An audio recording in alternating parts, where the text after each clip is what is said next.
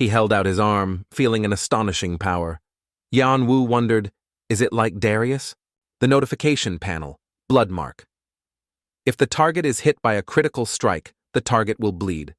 Targets under the effect of bleeding will receive a certain percentage of damage over time. He rejoiced even high-ranking individuals would have to risk their lives to obtain this skill. A game-breaking skill, the Vampire Lord's power. Consumes energy and reduces a portion of the target's attribute points. If proficiency reaches maximum, the target's skills can also be stolen. Yanwu chuckled to himself. The door slammed continuously. He stood inside, laughing gleefully because he had just successfully obtained a game-breaking skill. Damn it, you're screwed. The only thing a soldier wants after being discharged is simply to be able to see their family again. But Yanwu's father lost everything just because of one wrong decision of his. A year ago, many strange anomalies suddenly appeared in the world. Those with natural talent could awaken their abilities and become awakened. And his younger brother Chajonwu was lucky enough to be chosen. But now he held his brother's photograph in a daze, the one who went missing 5 years ago to become an awakened. What his brother left behind were only relics hinting at how to awaken. Moreover, outside the current world, his brother had discovered another dimension, where there are dwarves, attribute identification systems, and special abilities. Yanwu remembered the memories of his brother smiling unconsciously when he received the watch. The watch on his hand suddenly activated. Wasn't it broken? Before he could recover from his surprise that the watch was still working, a voice suddenly emanated, sent to him, the one who will continue this journey, making him jump up. When I hold this, I've probably disappeared from the world. He was too surprised to speak. This is not an illusion. But there was nothing in the watch. That familiar voice continued to emanate. I'm sorry. I'm sure you've faced many difficulties because of me. I just wanted to find a way to cure Mom. I thought I would be home soon, but in the end, I got swept away. October 9th, 2013. I received a strange message. The content was too bizarre for spam. It didn't mention anything other than, "Do you want to participate?" Usually I would ignore it, but the sight of Mom, frail and hospitalized, appeared in my mind. I told myself to join, hoping it was true. October 12th, 2013, this is not a dream. I am sure it is real. I know for sure that goblins and dwarves exist. That is the world where orcs and dragons are. At the very center is the sun god's tower. It's rumored that if you pass the obelisk, you will become a god. However, I am only interested in the panacea in the tower called Elixir. October 28th, 2013. I formed a like-minded group and started climbing the tower. However, compared to the real world, this place is no joke. November 9th, 2013. I decided to leave home. I only had to struggle for half a year. That's how I cut off all contact with the real world. December 1st, 2013. My group was named Artia. Artia always ranked first in all aspects. September 7th, 2014, conquest progress was slower than expected, so it might take a few more years. November 11th, 2014, conflicts with high-level guilds broke out, hindering the group's conquest progress. May 31st, 2015, we could not reach an agreement. War was about to break out. May 2nd, 2015, the guild alliance facing us collapsed. April 4th, 2016. I fell in love with someone. The sounds enveloped him as if he were immersed in that scene. Images seemed to appear in his subconscious. May 19, 2016. Another battle erupted. January 2nd, 2017. The war still continued. Everyone was tired. July the 6th, 2017. A traitor appeared. Discord within the guild was ignited. Everyone began to suspect each other. July 1st, 2017, my body gradually weakened. I was poisoned. October 30th of 2017, half of the members left the guild. We kept losing battles. My body was getting weaker. November 1st, 2017, my lover stabbed me in the heart and left. My body began to rot. December 30th, 2017. I miss you, Hyung. February 1st, 2018. I am the only one left in Artia. How did everything turn out like this? May 28th, 2018. I obtained the elixir but could not send it home because I was surrounded by enemies. After that, I learned that there was only one person I could trust, but I couldn't reveal weaknesses to them. That's why I left this message. I know that if you hear it, you will get the elixir and bring it home to Mom Hyung. He clutched the watch in his hand as if he could not imagine how much his little brother had gone through. He caressed the watch to hear that sound again. To you who will continue this journey, I hope someday you will hear these words. Before long night fell, he suddenly awoke when a sound emanated. Confirming power inheritance. A strong stream of energy surged into his body. Energy. This is the power of my brother and those in other worlds. The terrifying power wrapped around him, pulling him strongly. Before his eyes now was the image of his little brother. To my brother who will read this message, the scene of him falling, crying alone, with the knife that stabbed him and his image covered in blood. Cutting off those images was that strange sound. Awakening, complete. Inheritance, process, unsuccessful. Please complete the inheritance after your body is perfected. Progress, 5%. Your current state is incomplete. You have been upgraded. Your aptitude has been detected and skills have been automatically added. You can only register your account at Obelisk. Still surprised, a small information board was floating in front of him. Now I understand exactly what happened to my brother. Why he disappeared for 5 years and left this message for me. If it's all true, by joining that world, I swear I'll get revenge on all of you. The anger and pain he had endured for so long seemed to be erupting completely. Is this a status window? This is quite similar to a game. He was curious about this status window and thought that after awakening his body would be perfected, but I feel something is still missing. Wisdom attribute function always active in all situations. You will be immune to mind control or brainwashing. He secretly thought that's not bad at all. He continued reading. Dragon's Eye has the ability to detect truth. You can foresee enemy actions. Cha Yan-woo said that he met a dragon named Kalatas and made a contract with it on the 11th floor. These are its remnants. The next ability is enhanced senses. Your senses are significantly increased. I think my senses are upgraded and it works very well. His gaze was intently fixed on the last ability, but the last one was even more remarkable. That is the ability to see through. It's all because of you, isn't it? He looked at the watch, his brother's only remaining memento. All right, let the journey begin. He clutched the watch in his hand like a vow as well as his determination to avenge his brother. He just wanted to find the elixir and disappear quickly, but he was not sure if he could do that. A sound came from his phone. Sergeant, what the hell is your son saying?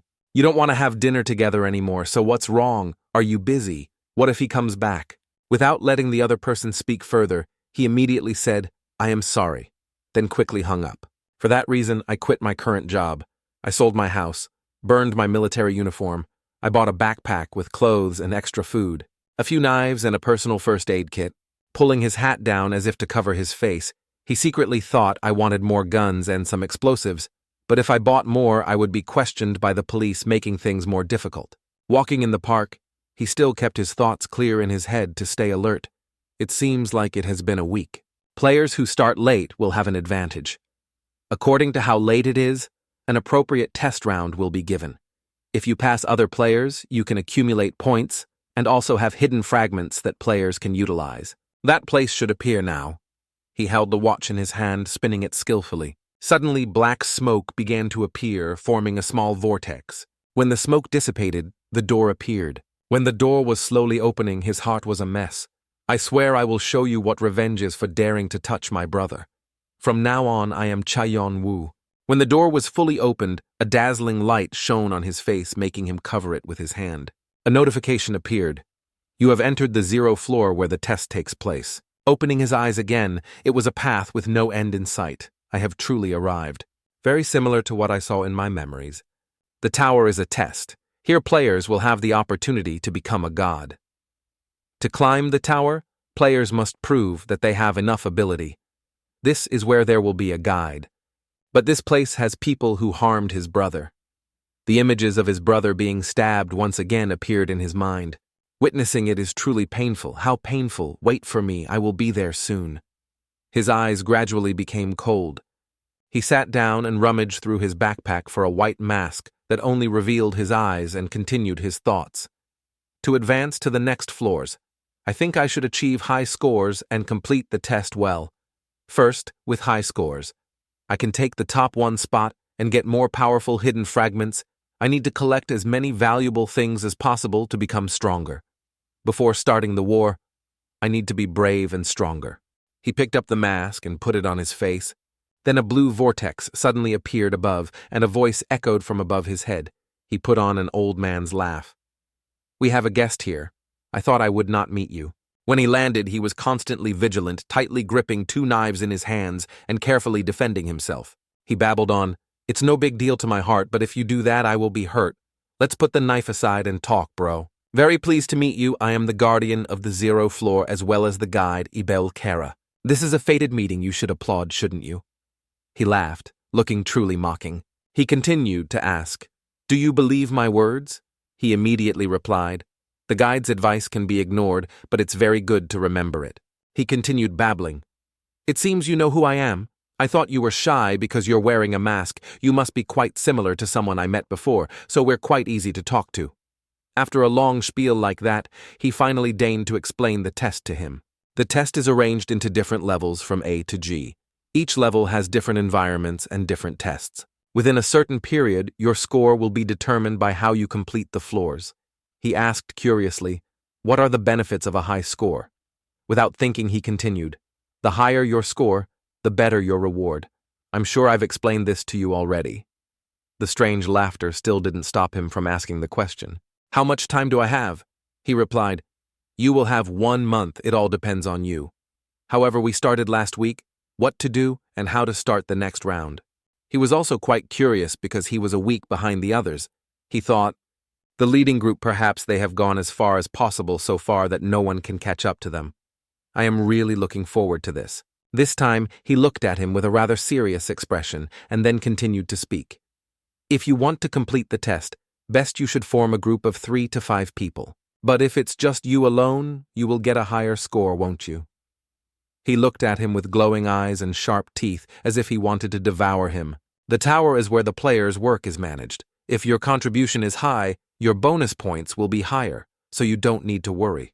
Although he said that, he just replied, "I understand," and continued to start the engine. He stood solemnly thinking. Usually players will use one of 2 methods.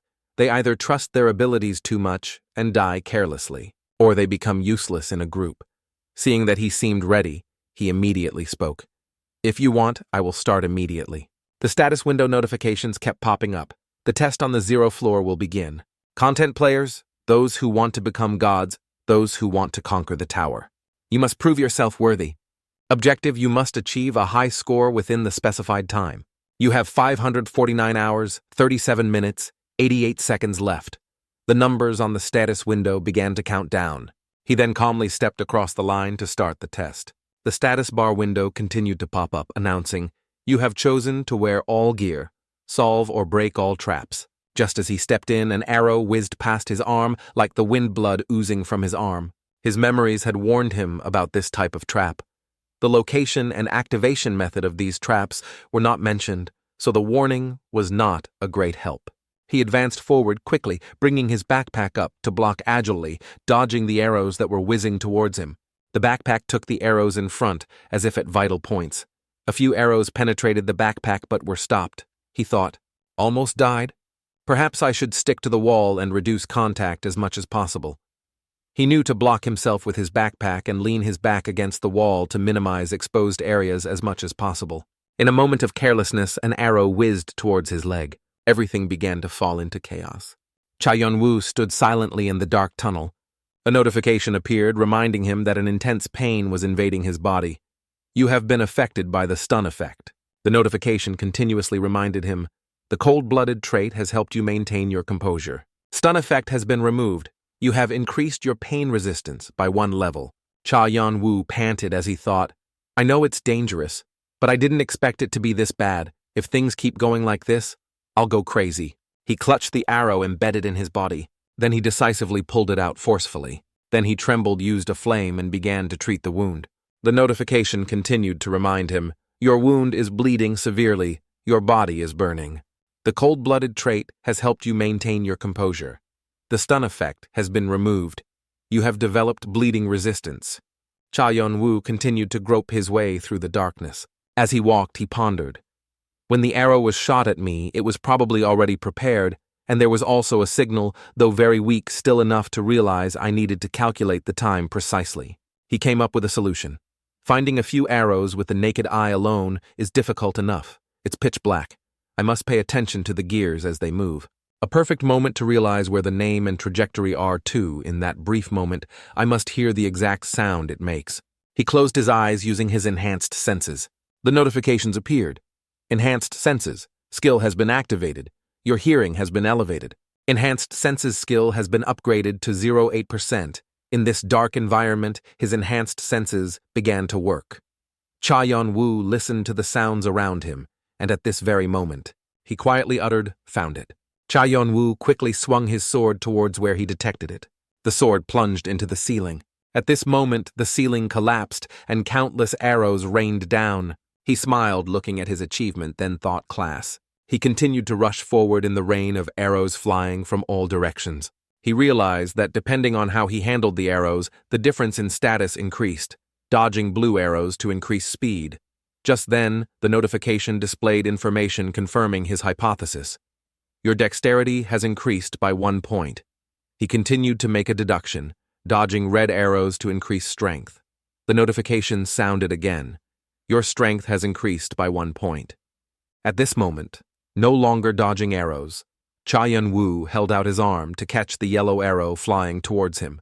Because he guessed correctly, yellow arrows would increase endurance, and the notification confirmed it.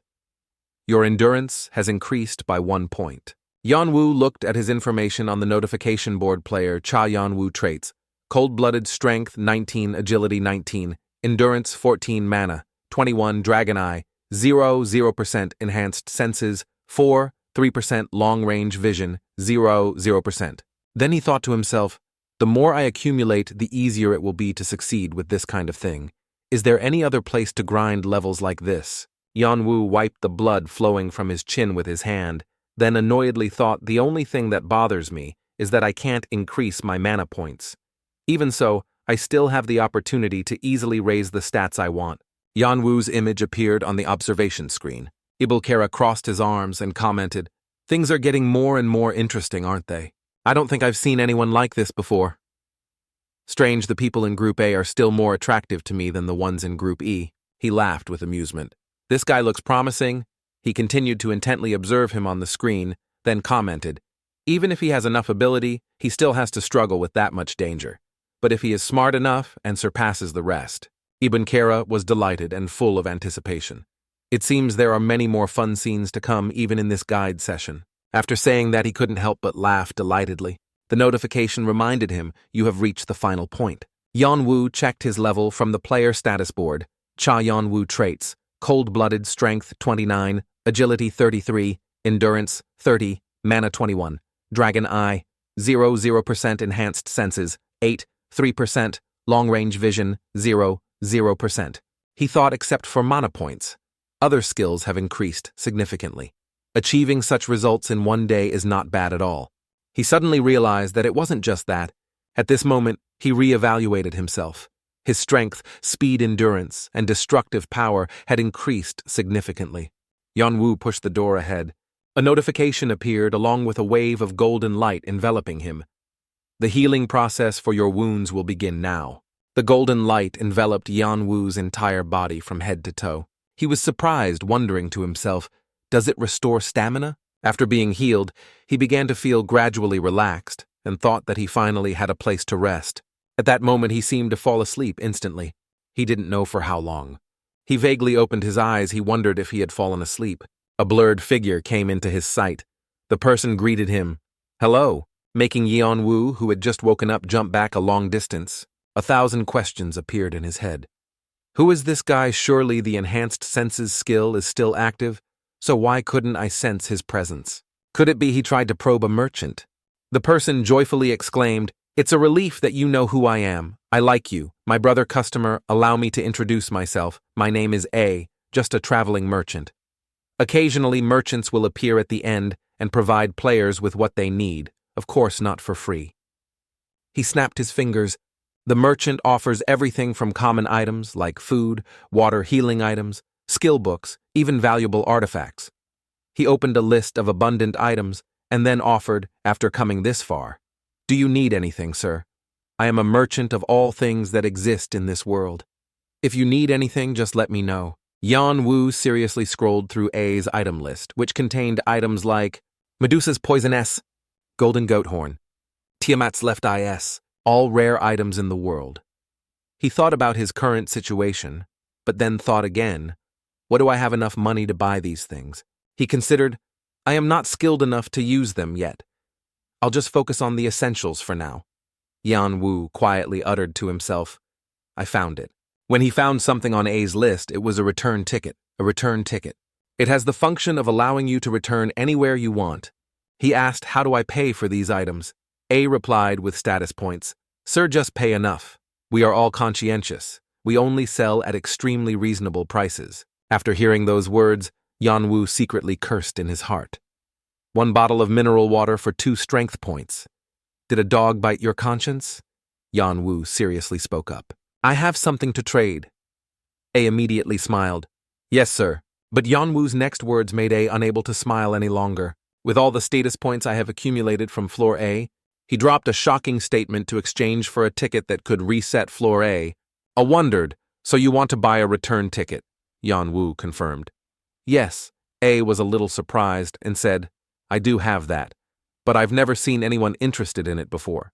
Usually, after surviving Floor, A players would ask for things that could make the next part easier for them, and not something that would make them go through Floor A once again. Before those words, Yan Wu did not explain in detail, but only said, I still have some important things to do, so I need to go back there. Adjudged what an interesting person, he uttered. If you say so, then. The method of using the ticket is very simple. Tear the ticket at any point you want. You will be teleported back to the starting position. I said goodbye, I have to go now. I hope we meet again. Having said that, he disappeared like a wisp of smoke. A notification board immediately appeared. All your stats on Floor A have been lost. After that notification, he immediately felt a change in his body. I felt my strength disappearing. Another notification appeared. You have successfully purchased X10 return tickets. A stack of tickets fell into his hand. He quickly tore one ticket. A dazzling light shone from the crack of the ticket. The light became increasingly blinding, as if it wanted to envelop the entire space. Then it suddenly extinguished. Everything plunged into endless darkness. At this moment, a notification appeared. This is the 0 floor, the beginning of the game. The familiar dark basement scene Yan Wu had returned. A notification reminded him, this is the tutorial floor, it will begin now. Yan Wu was determined, now I need to increase my stats as much as possible. Thinking that he rushed forward regardless, based on his experience from the previous playthrough, he was familiar with overcoming arrows and obstacles. He wondered, is this the end point of Floor A? There is an empty space after overcoming the challenges Yan Wu took the time to analyze. I need to refine my senses through this iteration of Floor A. My attribute points seem to have increased quite a lot. Dragon's Eye. A skill that allows the player to borrow the eye of the ancient dragon Calatus, to a certain extent, to look into the truth. He recalled when I first activated it, I was shocked by what happened before my eyes. In the vision that Dragon's Eye grants, everything loses its color. The world consists only of black lines on a white background. It looks like a sketch on a white canvas. He wondered, can these eyes see through the outer layer and see everything inside, including people? Is this the Gion phenomenon that my brother mentioned? At this moment, a notification popped up. You have reached the final point. He looked at the notification board and thought, what an astonishing progress, considering that I lost over 34 hours in the first challenge. He checked his stats board. Strength 51, endurance 55, agility 56, mana 21, dragon eye 2, 1% enhanced senses 15, 1% farsight 0%. He assessed the stats have increased quite a lot. Now I can confidently fight against most players, although I still find it difficult to catch up with those ahead. Thinking for a moment, he then urged himself, if I had started with those ahead, I would be in Section E by now. If I stay in Section A like this, I will never catch up to them. I should speed up to get a high rank. A notification reminded him, you have entered the boss room. He decided I need to clear Floor A and go to Floor B immediately. He ended his thoughts. Yan Wu rushed forward like a gust of wind. A wave of attacks came. He agilely blocked and dodged continuously. Facing the overwhelming attacks, he immediately thought faster than initially expected. A notification immediately appeared, strength increased by 1 point. He struck more decisively and urged himself, I can't afford to slow down here. But before Yanwu could continue his actions, the space suddenly shook violently. Cracks began to appear under his feet. The floor quickly split in two. Below were thousands of sharp spikes pointing straight up to the sky. Yanwu assessed the situation. If I fall down, I will die instantly. He decisively turned around. I can't die here. He used his flexibility and innate explosive power. He jumped over and landed on the opposite floor, narrowly escaping danger. A notification sounded just in time, agility increased by 1 point. At the same time, there was movement on the ceiling. Yanwu calmly looked up. A fire exploded as if it wanted to devour everything. He quickly raised his hand to block, then swung his knife to counterattack. A notification appeared. Thanks to the cold-blooded trait, you have fire resistance. Enhanced senses skill increased to 15.6%. Yanwu did not continue to confront it, but ran forward like the wind, leaving the fire behind as if it were chasing him. But hidden within that fire was a black shadow that was also relentlessly chasing behind him. Notifications continuously appeared. Agility has increased by 1 point. Endurance has increased by 1 point. Enhanced senses skill has been increased to 16.9%. Your stats have been upgraded. Your strength has been increased. Suddenly, the black shadow punched him painfully in the stomach, making him scream. That punch made him stumble back a few steps, having to brace himself with his hands on the floor to stay upright. In this situation, Yanwu calmly looked closely at the opponent and deduced, This scarecrow feels like it's imitating players. My brother made a specific reference document for this scarecrow. Yanwu recalled his brother's analysis. Copper scarecrow. A scarecrow that mimics the movements and actions of players. It also has the ability to attack within a certain range. The actual bosses of Section A are not just ordinary scarecrows, but there are also 10 copper scarecrows behind them. They copy the actions of players and grasp their movements. Their bodies are as strong as hellstorms. Therefore, we were hindered by them for a long time. There are 2 ways to overcome them. One is to fight, head on. The other is, he murmured to himself, subdue them. He used Dragon's Eye. Immediately everything around him seemed to lose color. Only black and white remained like sketches. And on the copper scarecrow he saw a black spot in the middle of its chest. He wondered, is that its weakness? In just the blink of an eye, he rushed forward to attack that black spot. A player in the dark corner shouted, this copper scarecrow operates based on sensors. You have to find the sensor and destroy it. Yanwu was a little surprised by that sudden shout. He recalled, perhaps, this is the person I saw earlier when my senses were enhanced. But he didn't stop. He thought to himself, I know these scarecrows move according to their sensors. While thinking, his hand did not stop for a second, plunging into the middle of the scarecrow's chest. It immediately exploded. The player behind him exclaimed in surprise. UTF Yule couldn't help but ask, almost scolding, are you hacking the game? Yule stood frozen when he saw Yanwu defeat the copper scarecrow in the blink of an eye. Yanwu turned to look directly at him, making Yule feel a little uneasy. He questioned, I can recognize that the copper scarecrow operates by its sensors if I use my enhanced senses, but this is a normal person. How could the kid figure out how it works? Yanwu approached Yule quietly, asking in his head, how did the kid know? Yule saw Yanwu getting closer and closer, making him extremely scared. He thought, what a terrifying power. But outwardly, he still said stubbornly, what are you going to do to me? Yanwu asked. Back, what am I going to do to you? Yule screamed in fear. You're getting close to me. Are you going to kill me? He reassured him, don't worry, I won't hurt you. How did you know? Yule went from being scared to confused. Know what? He explained, actually, the copper scarecrow operated through a sensor. I am asking how you know this. Yule hesitated, that is. I can read the mana flow inside the copper scarecrow when it operates. As soon as he finished speaking, he immediately confirmed in his heart, just as I thought. The kid can see magic, proving that he has an extremely high connection to it, even the stats of magic users. He continued to ask, how can you see and control magic? So can you tell me? He thought to himself, if I can learn it, it will be very useful for me to handle mana. The kid exclaimed in surprise, what? When he heard that offer, he immediately added, of course I won't ask you to tell me for free. He began to persuade him, I see you've been stuck here for quite a while, so I'll help you get out. How does that sound? It's not bad for you, is it? Yule's mouth fell open in surprise. Yanwu pretended to turn away. It seems you don't want to. The kid hurriedly held Yan Wu back. Wait a moment. At this moment, Yule asked a barrage of questions about what he had said. Is it true? You really don't know how to handle magic? No way. Are you saying you did that without magic? He just asked. Back, what reason do I have to lie to you? Yule pointed at the rubble of the copper scarecrow and shouted, This is impossible, you clearly defeated all these scarecrows. Yule couldn't help but doubt a monster that he had tried so hard to defeat with his teammates, but still couldn't budge even an inch. That was the copper scarecrow that survived hundreds of skills and attacks without a scratch. He observed Yan Wu, then evaluated in his head with just a few attacks.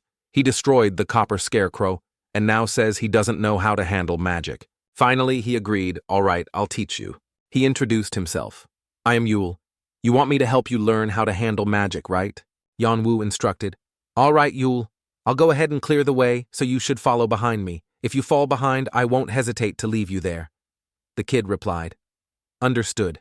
He turned around and said, and one more thing his attitude made. Yule afraid, he reminded him, use polite language when talking to me. I won't disappoint you just because you are a child. He saw through the kid's facade and then spoke. I can clearly see from inside you, you may only be 10 years old, but perhaps you are not an ordinary person. He asked again. You'd better listen to what I say. Understood. Yule obediently replied, yes, sir. On their way, they continued to encounter copper scarecrows. Yan Wu swung his hand and dealt a fiery punch to the copper scarecrow and continued to deal with another copper scarecrow along the way. Without a moment's hesitation, he plunged directly into its vital point. Yule stood behind wide-eyed watching how Yan Wu fluidly dealt with all the copper scarecrows. After resolving the obstacles, he spoke, We're almost at floor B. You can tell me now, right? The kid replied. Oh yes, he explained to Yan Wu. I don't know about you, but ever since I was born, I could see mana. This time, it was his turn to be surprised. What? He wondered, is this related to your bloodline? The kid confirmed similarly. Cases like this are very rare on Earth, but can usually be found in other worlds. Some individuals possess unique talents, or may even have supernatural powers related to genetics. Such people often have an excellent ancestor, and their abilities are passed down to subsequent generations. Then their descendants awaken their abilities throughout their lives, rise to prominence, and continue to pass on their abilities to their successors. Yule's case is probably similar. Yule told him, the ability I inherited is something along the lines of an affinity for mana, allowing me to see, feel, and taste mana. That's how I discovered that the copper puppets had sensors attached to them. He secretly wondered, isn't this similar to my brother? He recalled my brother's trait was psychology, allowing him to communicate with everything, which also means my brother could communicate with mana. His brother didn't have any genetic predisposition to sense mana, unlike others from Earth, who often struggled with it. Instead, he could even handle mana very smoothly, as if he had just regained something he had lost. The reason why his brother was chosen by the ancient dragon Kalatis was because of his trait, because he could communicate with everything he inherited, the abilities of the dragon race that ordinary people cannot grasp. He thought technically both of them could be classified as geniuses, but I am not. Yule spoke, you can think of mana as a river. Magic would be water extracted from the river into a reservoir. He was surprised. A reservoir. A notification appeared. You are the successful solo clearer of floor A. You have achieved an accomplishment that is not easily attained. Additional karma will be provided. You have obtained 500 karma. Notifications continued to appear. You have gained 300 karma. Your physical body and mana have been restored. You currently have 800 karma. Upon reading the notification, he thought luckily Yule and I were not recognized as a team. In the tower, the concept of karma is very important. Karma is a scoring system based on the player's achievements. The tower and the guardian provide rewards based on karma, and it is also used as currency among players and allowed to exchange other items with each other. Basically, it's something every player must try their best to collect as much as possible in the tower, he thought. But I, a newcomer who just cleared Section A of the tutorial floor, have gained this much karma. Other players would be shocked if they knew that. As he pushed the door, he thought again, it's still not enough. I need to accumulate as much as possible. A notification reminded him you have reached the 8th floor. When Yan Wu entered the lobby, there were thousands of players there. Many people were resting. Some were lying exhausted. Some had damaged bodies full of wounds. Other players continuously assessed him. Who is that person? What's with his mask? Did he just clear Section A? What at a time like this? Yanwu turned and asked, "What are you doing? Aren't you coming in?" Khan trembled. "I'm finally out." He looked at his hand in disbelief and repeated, "I'm finally out of there." At this moment, Yule noticed a corner. There was a group of 4 people standing there. When that group saw Yule, they immediately changed their attitude. Some even dared not look him in the face and turned away, avoiding him.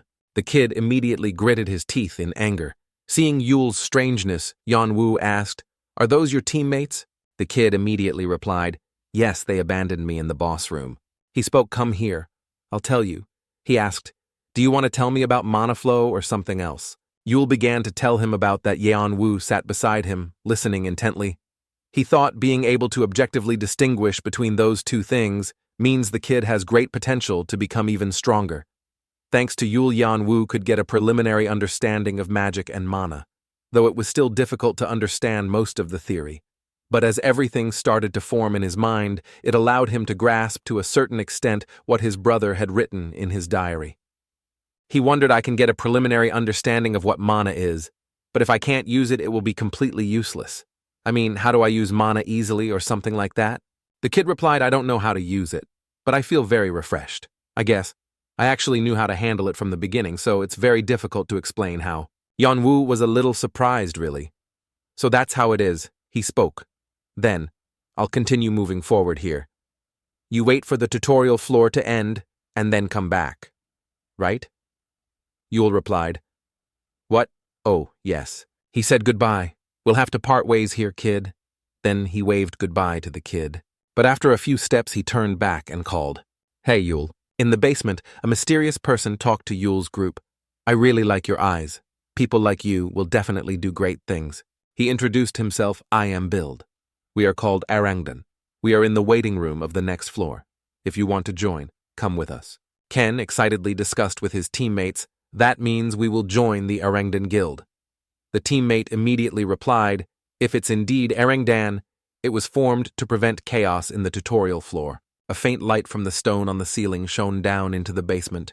Another teammate shouted, "If we move, these scarecrows will attack." Ken thought, "If things continue like this, I'll be in trouble. How do I get out of here now?" He glanced at Yule standing next to him. He hesitated. Yule's ability is only to analyze the flow of magic and mana. The kid won't be much help. Maybe I should leave him here. Then he decided, in this case, perhaps that's the right thing to do. Ken grabbed Yule by the collar, startling him. "Huh, what are you doing?" His response to the kid was that he threw him into the middle of the copper scarecrows. Then he shouted, "Now run." Yule cried out in anguish from behind, "All of you, why are you doing this to me?" Yule thought painfully. "At first, I even thought you guys were good people." Back in the waiting room, Yule asked, "What's wrong? Do we still have something to talk about?" Ken stammered, "How did you?"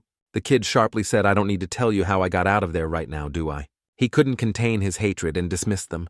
"I don't know what you plan to say, but please get lost. I don't even want to see you because just looking at you makes me sick. So let's pretend we don't know each other until the time for the tutorial floor ends. I don't have enough strength to do anything to you guys. Do I?" Yule looked at the 4 people in front of him and asked, "So how the hell are you guys here waiting for me?" Ken bowed remorsefully in every possible way. "We want to apologize for what happened before," Yule shouted. "What nonsense are you talking about? This is meaningless." Ken pleaded what happened at that time. "I hope you will keep it a secret, okay?" He was almost begging. "We are truly sorry. I can't tell you the details, but what happened between us, please don't tell anyone else about this. We beg you." All of them simultaneously pleaded sincerely. "Forgive us this time. Yule, please, for the sake of friendship. Think about what we've been through," Yule said disgustedly. "I don't know what the hell you guys are talking about, but get lost. I don't want to see your faces anymore." With that, Yule turned and walked away. Ken thought unwillingly, "It can't be like this. If I let things happen like this, the opportunity might vanish into thin air." He couldn't suppress the malicious thoughts in his head. "If it's me, I'll eliminate Yule here. Bill doesn't know the kid anyway." Ken turned to look at his teammate next to him. He seemed to have made a decision. "Sorry, kid, but you'll probably have to die here." He assessed the current situation.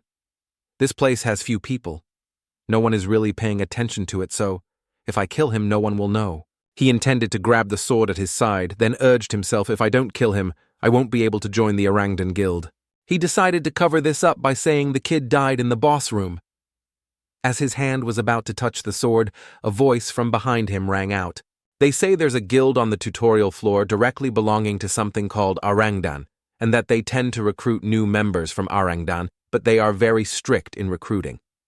They only want to recruit people who have committed no sins, so you want to kill the kid, right? Ken turned his head in surprise. Just as he turned, Yanwu swung a slash straight at his hand. Ken screamed in pain like an animal. Yule was startled by the scream and turned his head. He collapsed to the floor and kept shouting, my hand, my hand. Yanwu thought with a bit of helplessness. If it were someone else, I would have reached floor B a long time ago, but with this kid, I just can't ignore it. He closed his eyes. For a moment, I saw the image of my brother appearing in Yule. The kid was also harmed by his own teammates. Ken's other teammates clutched their weapons in their hands defensively and wondered, when did he get there? I clearly looked around, so why? They assessed him. This person is very strong. Yanwu spoke. If you guys like harming others so much, you should also be mentally prepared. Ken gnashed his teeth. My hand, you dog, how dare you do that? I will kill you. He used his uninjured arm to swing his sword and attack Yanwu, but he agilely dodged the attack, then tightly gripped the hand that was attacking him, then twisted his arm back like twisting a rope and calmly said, is that so? He said, if you want, I'll make you unable to use your hand anymore. One of them wondered, why are you doing this? You have no grudge against him. Why are you hitting us? He asked back. What have you guys done that you're asking me now? The guy hesitated. This matter. He ordered, put your weapons down. He gripped Ken's hand tightly, threatening, I don't want to repeat myself again. He screamed in pain. Put them down. Do it, throw them down. Please. The remaining three simultaneously dropped their weapons. He said, we've done it, release Ken. Yanwu scoffed, idiots. He kicked Ken straight down onto the ground while still holding Ken's hand tightly. He shrieked as if his guts were tearing, then lay motionless on the ground. The accomplice yelled, that's different from what you promised. His reply was a powerful punch to the face. He was thrown several meters away. The two remaining guys gritted their teeth looking at Yanwu. Both charged simultaneously. Yanwu's hands gripped two knives. He lunged forward quickly. The other two also raised their weapons actively, advancing to engage. Yanwu changed his stance, raising one hand to guard in front. Then, as he passed between the two, he swung his hand, slicing a few lines, leaving only afterimages. By the time he stopped, the knife in front of him was covered in blood. The two people behind him screamed in pain and despair. Not my leg. Yanwu turned his face and glanced at them. He instantly threw two punches to the faces of the two in their shock. This punch made them roll their eyes back, foam at the mouth, and pass out on the spot. Yule, standing by watching the scene, also had his mouth agape in surprise, unable to say a word. He stood frozen, looking at the imposing figure of the masked person who wanted to hide his identity in front of him, his heart a mess. I knew he was very strong, but he truly surpassed my expectations. Yanwu, on the other side, glanced over and approached, reminding him, "You're drooling, kid." Yule started quickly, wiping his mouth with his hand. He couldn't help but add a few more sentences. Take care of yourself and watch out for others from now on. After giving friendly advice, Yanwu turned and left. The kid stood frozen in surprise behind him, only hesitantly speaking to stop him. A moment later, "Wait, thank you, big brother." Yule cupped his hands around his mouth like a megaphone and shouted, "One day, I'll be like you." Yanwu paused slightly at that, turning his body a little. He gently said, "Try visiting Precia Flower Garden." The kid looked at Yanwu in astonishment, wondering, He coldly replied, "It will be quite helpful for you." After saying that, Yanwu ignored Yule, who was stunned on the other side, and turned to leave. This time he was really leaving. The kid clenched his hands, muttering a few words in his mouth. Precia Garden, right. Yule's eyes darkened slightly, his lips pressed tightly, as if he had made a very important decision in his life. In a corner, no one paid attention to Ken was sitting against the wall, resting his eyes for a moment, when he suddenly noticed something in the distance. He immediately smirked and let out a happy, "Ooh." His gaze was intently fixed forward, carrying a hint of judgment. Khan softly mumbled, "That's truly beyond imagination." Then he lightly nudged Doyle, who was lying asleep on the ground, with his foot, and called him awake. Hey, don't sleep anymore." Doyle sat up groggily, letting out a big yawn. He rubbed his eyes to wake up before starting to grumble. "You don't even let me sleep, what's wrong?" Khan squatted down nonchalantly, asking, "Did you see that?" The kid asked back vaguely. "See what?" He clicked his tongue slightly and replied with delight. "The guys who were bragging about getting into a Hargan, they just got beaten to a pulp." Doyle sat up straight, raising his arms to stretch and wake up, while taking the opportunity to gossip. "Those guys are always bragging everywhere that they're being helped by the Orangutan Guild. What happened to them? They were beaten by a single person."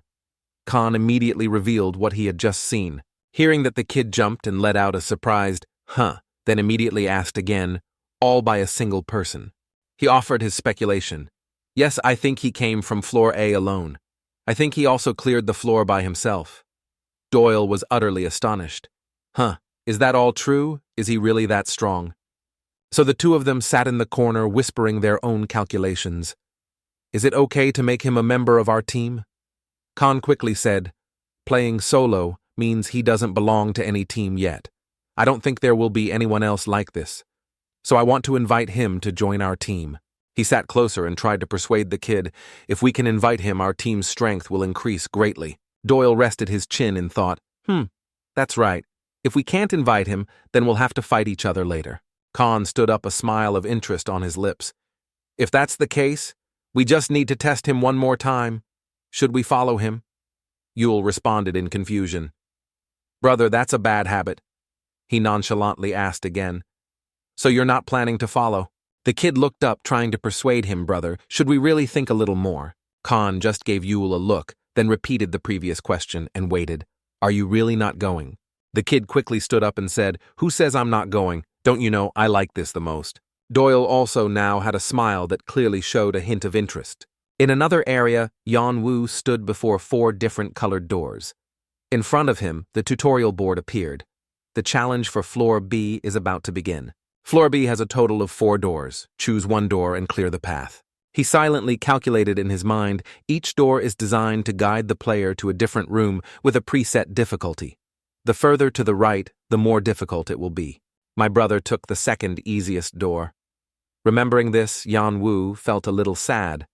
But after a long time, when he had somewhat stabilized in the tower and knew about the secrets of the tutorial floor, he regretted the choice he had made on Floor B. The rewards vary, depending on the color of the door chosen on Floor B. My future strength depends on my choice of doors this time. Perhaps I should choose the black door. Thinking that, he walked towards the pitch-black door.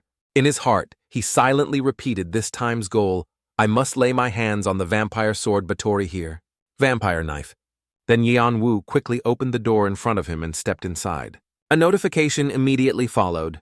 "You have entered the black path. Safely swim across the pond and proceed to the opposite side." The requirements for this challenge quickly appeared. He looked at the still water with the note. The pond was created from the immense Mimir's water, accidentally spilled during transportation. No normal life form can live in this pond. Yanwu then used his foot to kick up a small stone under his feet, then kicked it straight into the pond. The stone dissolved bit by bit, startling him. It broke.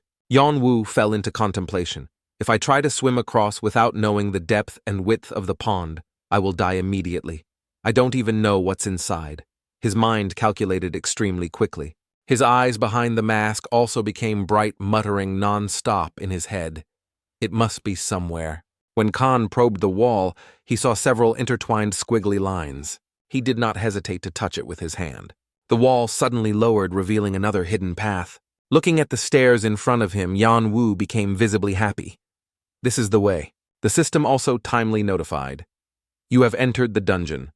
You have found the hidden fragment, the room of ice and fire. You have gained 300 karma." Ignoring those notifications, he followed the stairs down, then stopped at a certain spot and softly uttered in his head, "Found it." Yanwu stared at the wall in front of him, covered in white moss, a type of moss carrying the essence of the moon.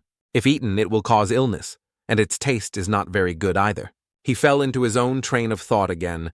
Only then did I discover that despite being as difficult as the black path, it also has many different solutions. One of the solutions is white moss. White moss is a type of moss that carries the essence of the moon. It is not suitable for the human body. Therefore, even if eaten, the body cannot absorb the energy, leading to various diseases. Therefore, players who somehow find their way into the dungeon often avoid white moss.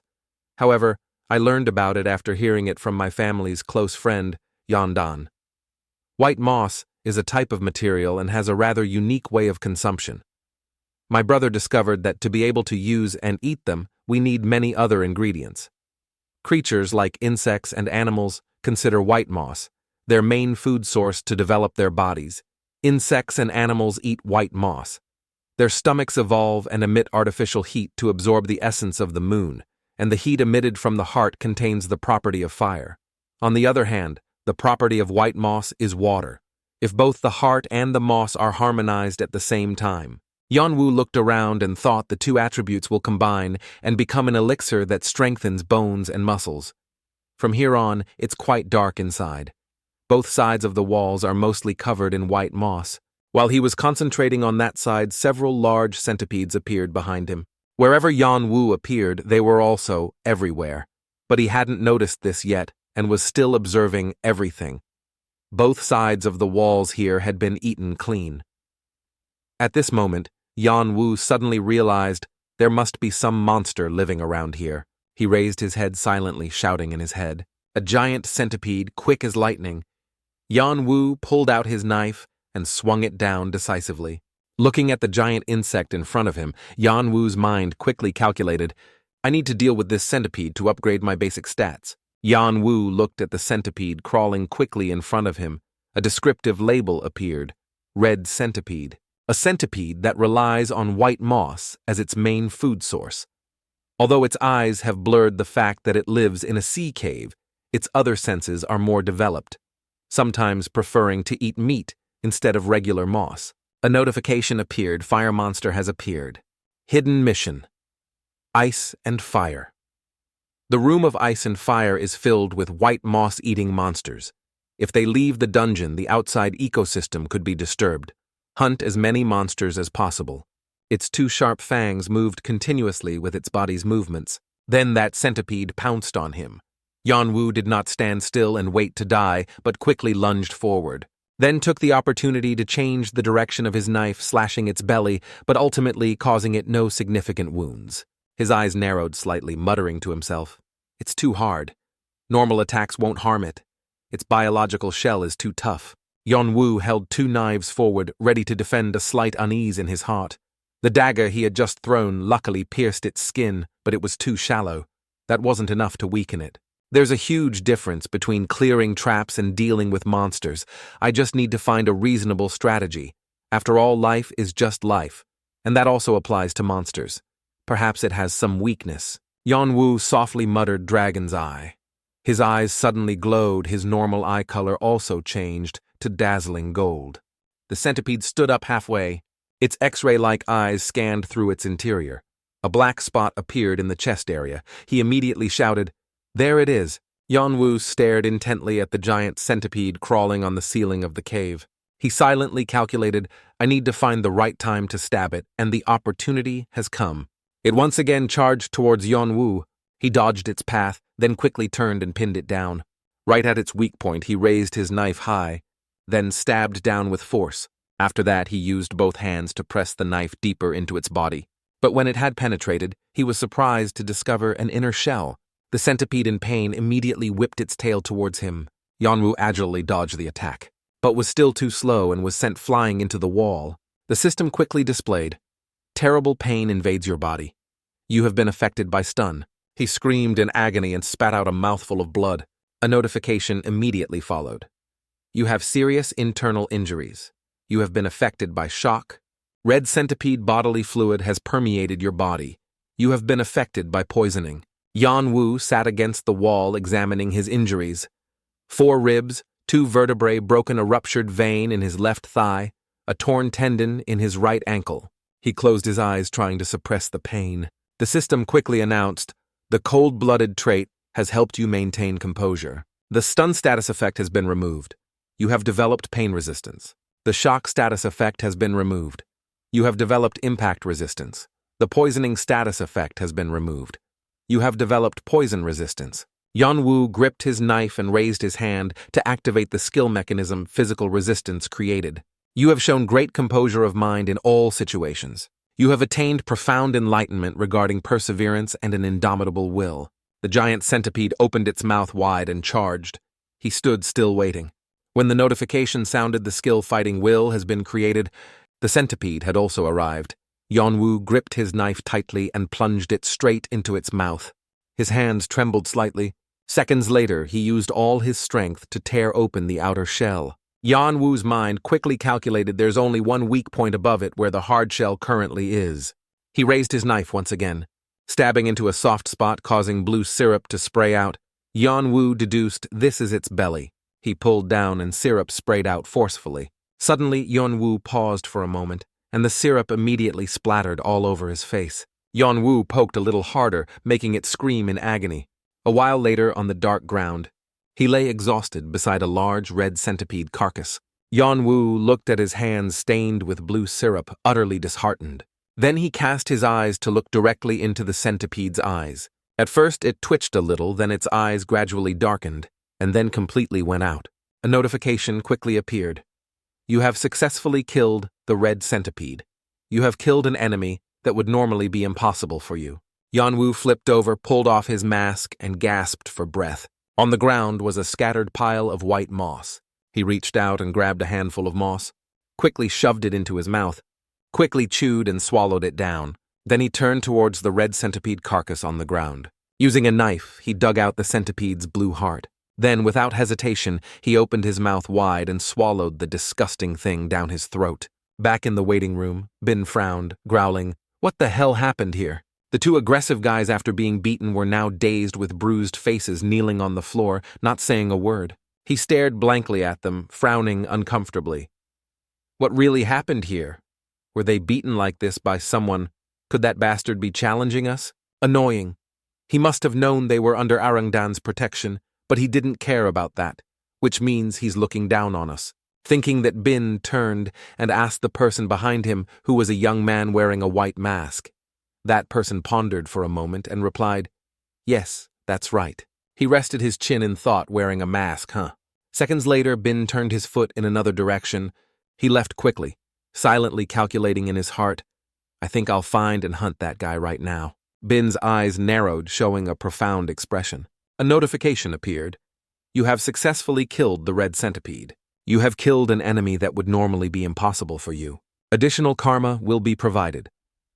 The heart of the red ogong has been eaten in conjunction with white moss. The heart shows its consumption effects. Your joints are being remade and becoming harder. Muscles are firmer and skin is smoother. Your physique is improving little by little. Number of monsters hunted 1. You have obtained a hidden fragment, the heart of fire and the badge of frost. Yanwu sat leaning against a corner, resting after having just gone through the battle with the red centipede, then let out a sigh of relief. He thought I somehow did it. I managed to obtain the heart of fire and the badge of frost. Yanwu opened the system panel, silently, thinking, I heard that the stronger the body becomes, the faster it recovers when tired. That's a relief. Current stats are Strength 60, Agility 65, Endurance 62, Mana 21, Dragon's Eye 3, 1%, Enhanced Senses 17, 8%, Farsight 0%, Physical Resistance 7, 2%, Fighting, Will 3, 2%. He looked at his stats on the system panel, muttering, I didn't expect to gain more stat points from killing the red ogong than from defeating the boss room. Low magic power is the only vulnerability I have. But what can I do about it? Yanwu thought to himself. I need to figure out how to sense mana as soon as possible. The problem is how. But I'm also quite happy that my stats have increased quite significantly. An image of a dragon appeared. He muttered, This isn't the only problem. The power of the dragon. Kaladas is great, but there will be many situations where mana will be useful. Yanwu stroked the information panel, thinking that will definitely happen as long as I continue to climb higher. He thought to himself, physical resistance will be effective against external impacts. Physical resistance rank E proficiency, 7-2%. When activated, resistance to physical attacks increases, and some high resistance to a range of status effects will be invoked. Physical resistance will be effective against external impacts. It will minimize the impact from an attack and also reduce pain. Yanwu recalled himself fighting the red centipede, praising himself. I really have to thank my cold-blooded trait. Otherwise, I would have died just now. He admitted, however, the pain cannot be reduced much. I feel the pain is still intense, even though it has been reduced, but in battles, this skill will truly help me immensely to defeat opponents. Yanwu thought poisoning, burning, freezing, panic, dizziness, hallucinations, and curses are the biggest obstacles in raids. But if I can avoid all of that, it will create a huge advantage. His hand brushed, thinking. Now the most notable skill is probably Fighting Will. Fighting Will rank D+ proficiency 2%, thanks to perseverance and indomitable will. You burn with fighting spirit regardless of the circumstances. While focusing on combat, thought acceleration allows for quick decision-making. This is the most important thing. Yanwu lamented that was truly a dire situation, a feather hanging by a thread to be able to make a calm judgment. Besides, this skill can also be used in many different ways. It's fortunate to have this skill, otherwise I would have been killed by Ogong. The corner of his mouth unconsciously curved up, he thought to himself. But honestly, this skill evaluation is not too bad. It's hard to get a skill ranked above D in the tutorial floor. After checking, Yanwu put on his mask and continued his journey. Immediately after, sonic creatures suddenly appeared, but he easily dealt with all of them. The system panel displayed a notification. You have successfully killed 5 sonic bats. Number of monsters annihilated 147. The corpses of the fallen bats were scattered all over the ground under Yanwu's feet. He picked up a sonic bat, plucked something from it, and lamented, I'm starting to get used to it. Yanwu said these are the teeth and claws of bats. He took a jar of mixture from his person, muttering, this is a mixture of white moss and Ogong's poisonous blood. I used the correct ratio when preparing it, Yanwu said, if poured onto the teeth and claws of sonic bats. When the mixture was just poured onto the pile of sonic bat teeth and claws, they reacted strongly. After completing it, he explained, I obtained powder with fire essence. It's very explosive when it comes into contact with fire. Yanwu put the powder into a pouch to carry it. He tied them to his belt. Yanwu's eyes focused on something, thinking next before him was an entire colony of ants. Next to them were many giant ant eggs. Green ant legion. The size of an ant ranged from 30 cm to 1 nemater. Hundreds of ants formed a society around the queen ant. Worker ants were tending to the eggs that the queen ant laid. Yanwu silently observed for a moment, thinking due to the nature of ant society, all ants, including worker ants, are willing to sacrifice their lives to protect their habitat, if attacked, engaging in battle with all of them at once. Please no. His gaze shifted elsewhere, thinking the room outside this tunnel is where the vampire Dagger Bathory resides. The vampire lord is one of the long-extinct lords. Legend has it that the countess was the one who brought death and destruction. She could drain the life force of others to strengthen herself, and if allowed to continue, she could also steal their skills. He had heard that there were still quite a few players and clans grinding their teeth in frustration whenever they recalled the damage they suffered from her. The fewer artifacts, the better the quality. Artifacts with 3 digits in the 300 range are some of the best. Bathory Dagger Artifact number 352. Moreover, this is a very unique product. The rarest artifact in the entire tower and tutorial floor. I cannot miss this. Yanwu was determined not to lose it. He held the newly made explosive pouches in both hands, saying, even when the path seems blocked, there is always a way. Immediately after, Yanwu mustered all his courage and charged into the Green Ant Legion. 2 worker ants spotted him, but they still didn't understand what was happening. Then he immediately threw the explosive pouches towards them. When the explosive pouches had fallen all over the ground, the worker ants still didn't realize the danger. Yanwu had a lighter on him. He used all his strength to throw it hard towards the explosives. A terrifying explosion occurred, blowing away the worker ants. The system announced successfully blew up the ant dungeon.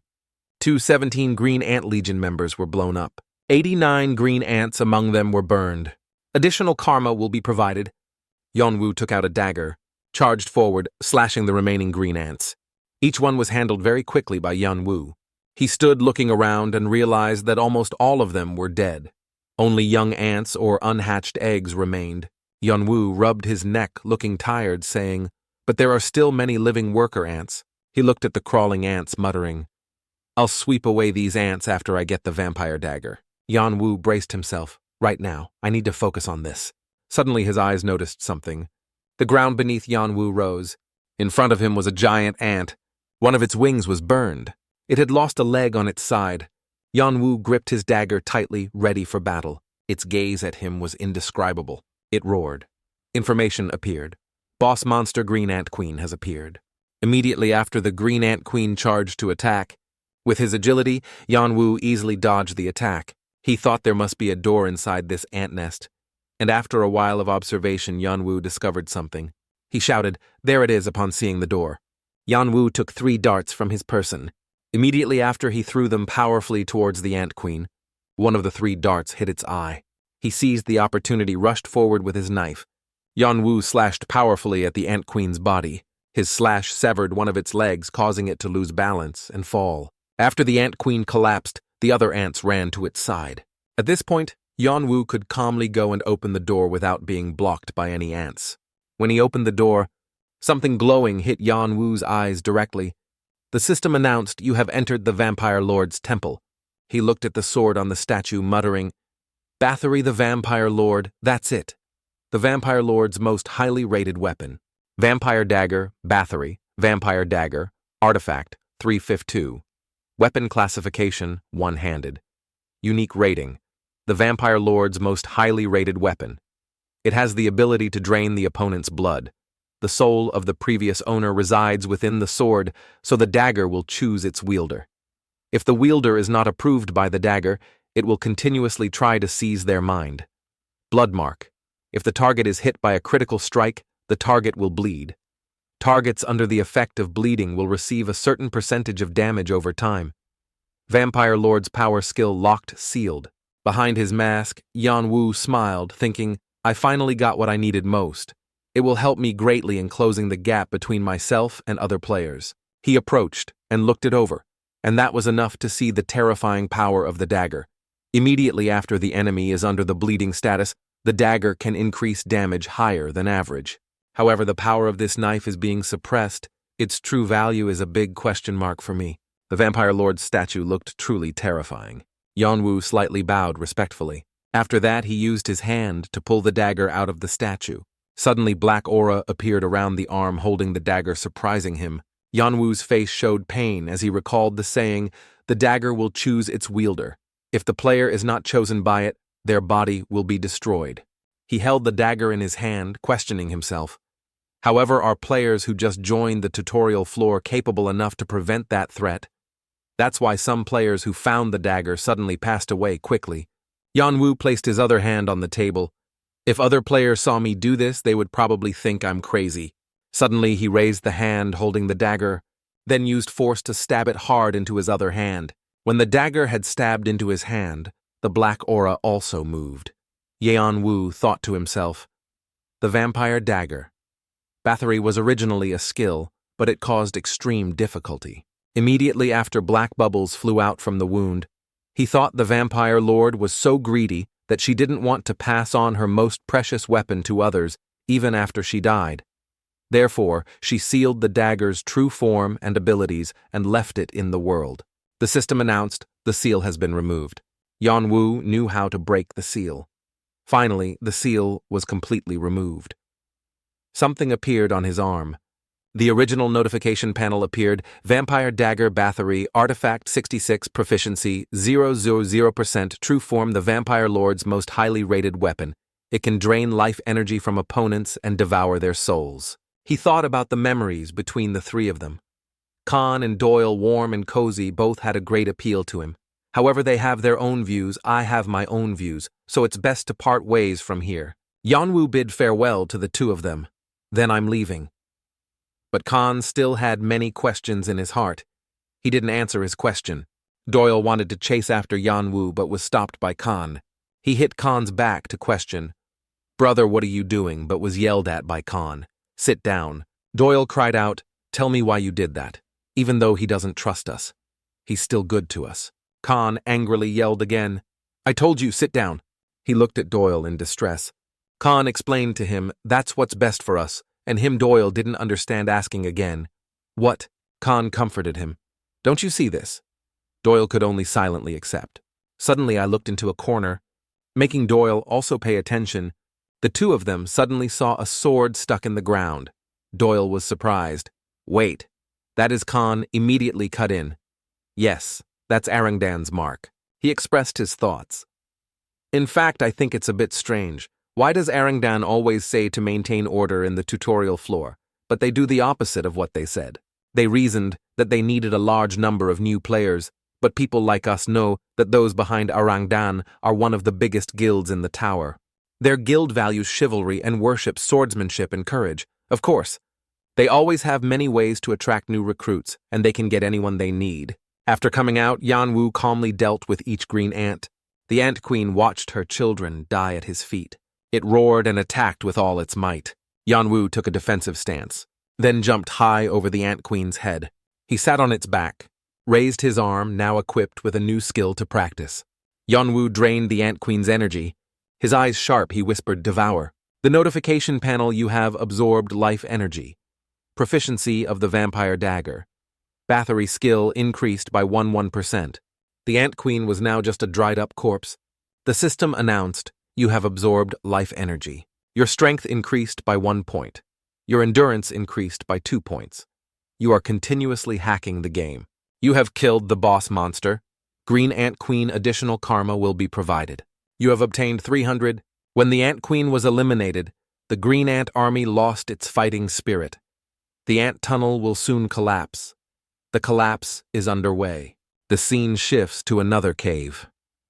Doyle wondered, was there a place like this before? I've never seen this place.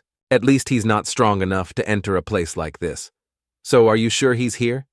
Khan angrily. That's what I said. If you don't believe me, go back. The kid yawned. Who said? I don't believe you. Why are you so harsh? He put his arm around the kid's shoulder, grinning. Come on, don't be like that. We're brothers. Doyle's face was helpless. Kane became serious again, but perhaps he looked at the monster corpses scattered on the ground, lamenting. It seems someone has hunted a lot of monsters. Khan wondered, this is amazing. Is he really that strong? The monsters here don't look weak at all. The kid had to admit, it's funny to say this, but just by looking at the traces, the ones inside this dungeon couldn't be weak. Perhaps because he's too strong. Suddenly Doyle's eyes shifted, noticing something. He called out loudly, Young! He replied, I know this is no longer a joke. Seeing the dried corpses of the green ants, Khan wondered, where did he find this? When we searched, there was no sign of this, and this dungeon too. Meanwhile, Doyle was in disbelief at what was before his eyes. Then he silently thought, not only did he solo floor A, but he probably has some overpowered skill. The system announced, you have killed a brown-colored salamander. After draining its life energy, it fell, becoming just a dried corpse. The display showed the number of monsters hunted, 1,000. The maximum requirement for your quest has been met. Suddenly, Yeon Wu's entire body was surrounded by a blue aura. The display showed the Heart of Fire and Frost Badge effects completed. Everything began to happen within your body. Your body is undergoing changes. He immediately opened the status window. Yanwu muttered, thanks to the energy of the monsters I drained through the vampire dagger battery, my stats have experienced an unparalleled surge. The display showed the traits cold-blooded enhanced physique, strength 81, agility 83, endurance 89, mana 21, skills, dragon's eye, 5.2%, enhanced senses 25.9%, far sight 0%, physical resistance 10.2%, will to fight 7.1%, vampire dagger 3.2%. He exclaimed, my stats have increased significantly. Yanwu was surprised. Enhanced physique, huh? The information panel appeared. Trait, enhanced physique. You have consumed the heart containing the fire attribute and absorbed the essence of ice. The two elements fire and ice merge, granting excellent immunity and resistance. Fatigue does not accumulate easily. After reading, he thought enhanced physique makes the body resist fatigue. Especially the self-healing ability has given me an advantage, helping to reduce the likelihood of serious injury in critical situations. Yanwu's face darkened. However, there's another reason why I need this trait. The system announced, body improvement confirmed. You are strong enough. The awakening process is temporarily paused, will resume. System loading 6%, 7% gradually increasing to 12%, 87. and reached current progress of 21.3%. Your current state will change from incomplete dragon body to immature dragon body. He secretly rejoiced, I did it. But it's just the beginning. I must continue to refine my body even further. The system appeared. Your ranking in the tutorial floor has been updated. Do you want to register your name on the leaderboard? Yanwu did not hesitate to press no. The system showed registration has been cancelled. He thought, I prefer it this way because I don't want my name on the leaderboard and draw more attention from the guilds. Yanwu checked the board and saw he was in position 281. He wondered, I'm very happy to be on the leaderboard, but why such a huge gap? Yanwu mumbled, perhaps the top 10 opponents are better than I predicted. At this rate, everything will go to waste. I'll have to speed up a lot. He startled someone's here. Yanwu felt 2 people behind him. When did they start following me? He pulled out his dagger on guard, wondering, who are they? It's very possible it's the Orangdan guys seeking revenge. Suddenly, Yanwu saw a shadow appear. He immediately threw the knife hard towards that person. Doyle had no idea what was happening, panicked. Luckily, Khan pulled him, dodging the knife. Doyle fell hard to the ground, yelling, "Oh my God!" He lunged out, hitting the knife away. When the knife fell, Yanwu was in a ready stance. Khan angrily roared, "What the hell are you doing?" He didn't answer, coldly asking Orangdan, right? The other guy wondered, "What do you mean by Orangdan?" Yanwu questioned. "Then why are you 2 following me?" Khan ignored the question, yelling, "What the hell are you doing?" He said if someone was following you, and you didn't know their intentions, you would do the same as me. As soon as he finished speaking, the 2 of them fell silent. Then they both bowed their heads. "You're right about this. We sincerely apologize." Yanwu still looked at them coldly without replying. He began to lower his guard, saying, "All right, explain yourselves." Hearing this, both were delighted. Khan excitedly suggested, "Please join our team." Doyle was helpless with his actions, while Yanwu looked with an expression of, "What's wrong with this guy?" He turned and scolded, "Don't do that anymore, aren't you ashamed?" The other guy still didn't understand what he was ashamed of. On this side, he thought to himself, are these guys putting on a circus act, not caring at all? Yanwu turned and walked away. Khan called out, "Hey friend, where are you going? We haven't finished talking yet." He ran and grabbed his arm. He immediately spoke with annoyance. "What, do you have anything else to say?" Khan said, "You haven't given me an answer. I want you to join my team." Yanwu firmly said no. The other guy asked in surprise why. He explained, "I don't know what you 2 are doing, and I don't see any benefit in cooperating with you 2. Khan asked, "Wait, you don't know me, Yanwu. How the hell would I know?" The other guy in surprise, "What, really?" He was extremely annoyed. "Who are you that I should know?" Khan was bewildered. "But how you really don't know me? I mean, that's me. How can you not recognize me? I'm like the brightest star in the tutorial floor." Doyle strongly nudged his belly, then tried hard to clear up the misunderstanding. "I'm really sorry if we offended you. I hope you understand, but he's not a bad person. Don't worry." On this side, Yanwu had a huge vein throbbing on his forehead. The kid laughed awkwardly. "We'll introduce ourselves. I'm Doyle, and the stupid one here is my brother Khan." He remembered the 2 names Doyle and Khan on the tutorial floor leaderboard at positions 11 and 3, respectively. Doyle was a little embarrassed. "There's a bit of shame when I say that. Actually, it's all thanks to my brother pulling me up." Yanwu said, "Perhaps the story of you 2 following me to invite me to your team is true?" The kid was surprised. "Luckily, you believed." Then he used Dragon's Eye. Yanwu observed the 2 people's bodies, muttering, "Recently, I tried checking living creatures with Dragon's Eye. Negative things were all black, completely different from positive ones." He saw Khan, and Doyle's colors seemed brighter. Perhaps what they were saying was true. Yanwu wondered, then why are players like you 2, who should be very busy completing the tutorial floor and collecting karma? He didn't understand why they bothered coming back to this section and asking a player like him to join their team. Doyle hesitated before answering the question. "I want to confirm a few things with you." Yanwu confused what the kid asked. "Do you belong to any team or clan?" He answered no. Doyle explained, "You can recruit someone from floor E. By the time players reach the later sections, they usually join other teams or clans." Yanwu asked again, "So you 2 want to invite me?" The kid replied, "Yes, I want to invite you to the team, so we can advance to floor E." He thought it's hard to test players' skills in Section A. They probably found me during their search in Section B. Yanwu thought further. Perhaps they saw me during the fight. He asked, "Are you saying there's an item on floor E that's very difficult to obtain even for those ranked 3rd and 11th and you need someone to help? Is this true?" Doyle awkwardly replied, "Yes, I can't give you details." Although, Yanwu remembered. It seems they need Hargan's crown below the point where the 3 trees are entangled on floor E. There's a lair where the leader of the flying lizards, Hargan, resides. He mumbled that's a hidden fragment that my brother and his team, Ardia, struggled to obtain. But most importantly, the item inside Hargan's lair. Hargan's crown is an item of very little value to me. Yanwu recalled his brother's appearance, but it was also because of this so-called crown that his own brother was betrayed by those he trusted most. The law of the jungle prevailed in the tower.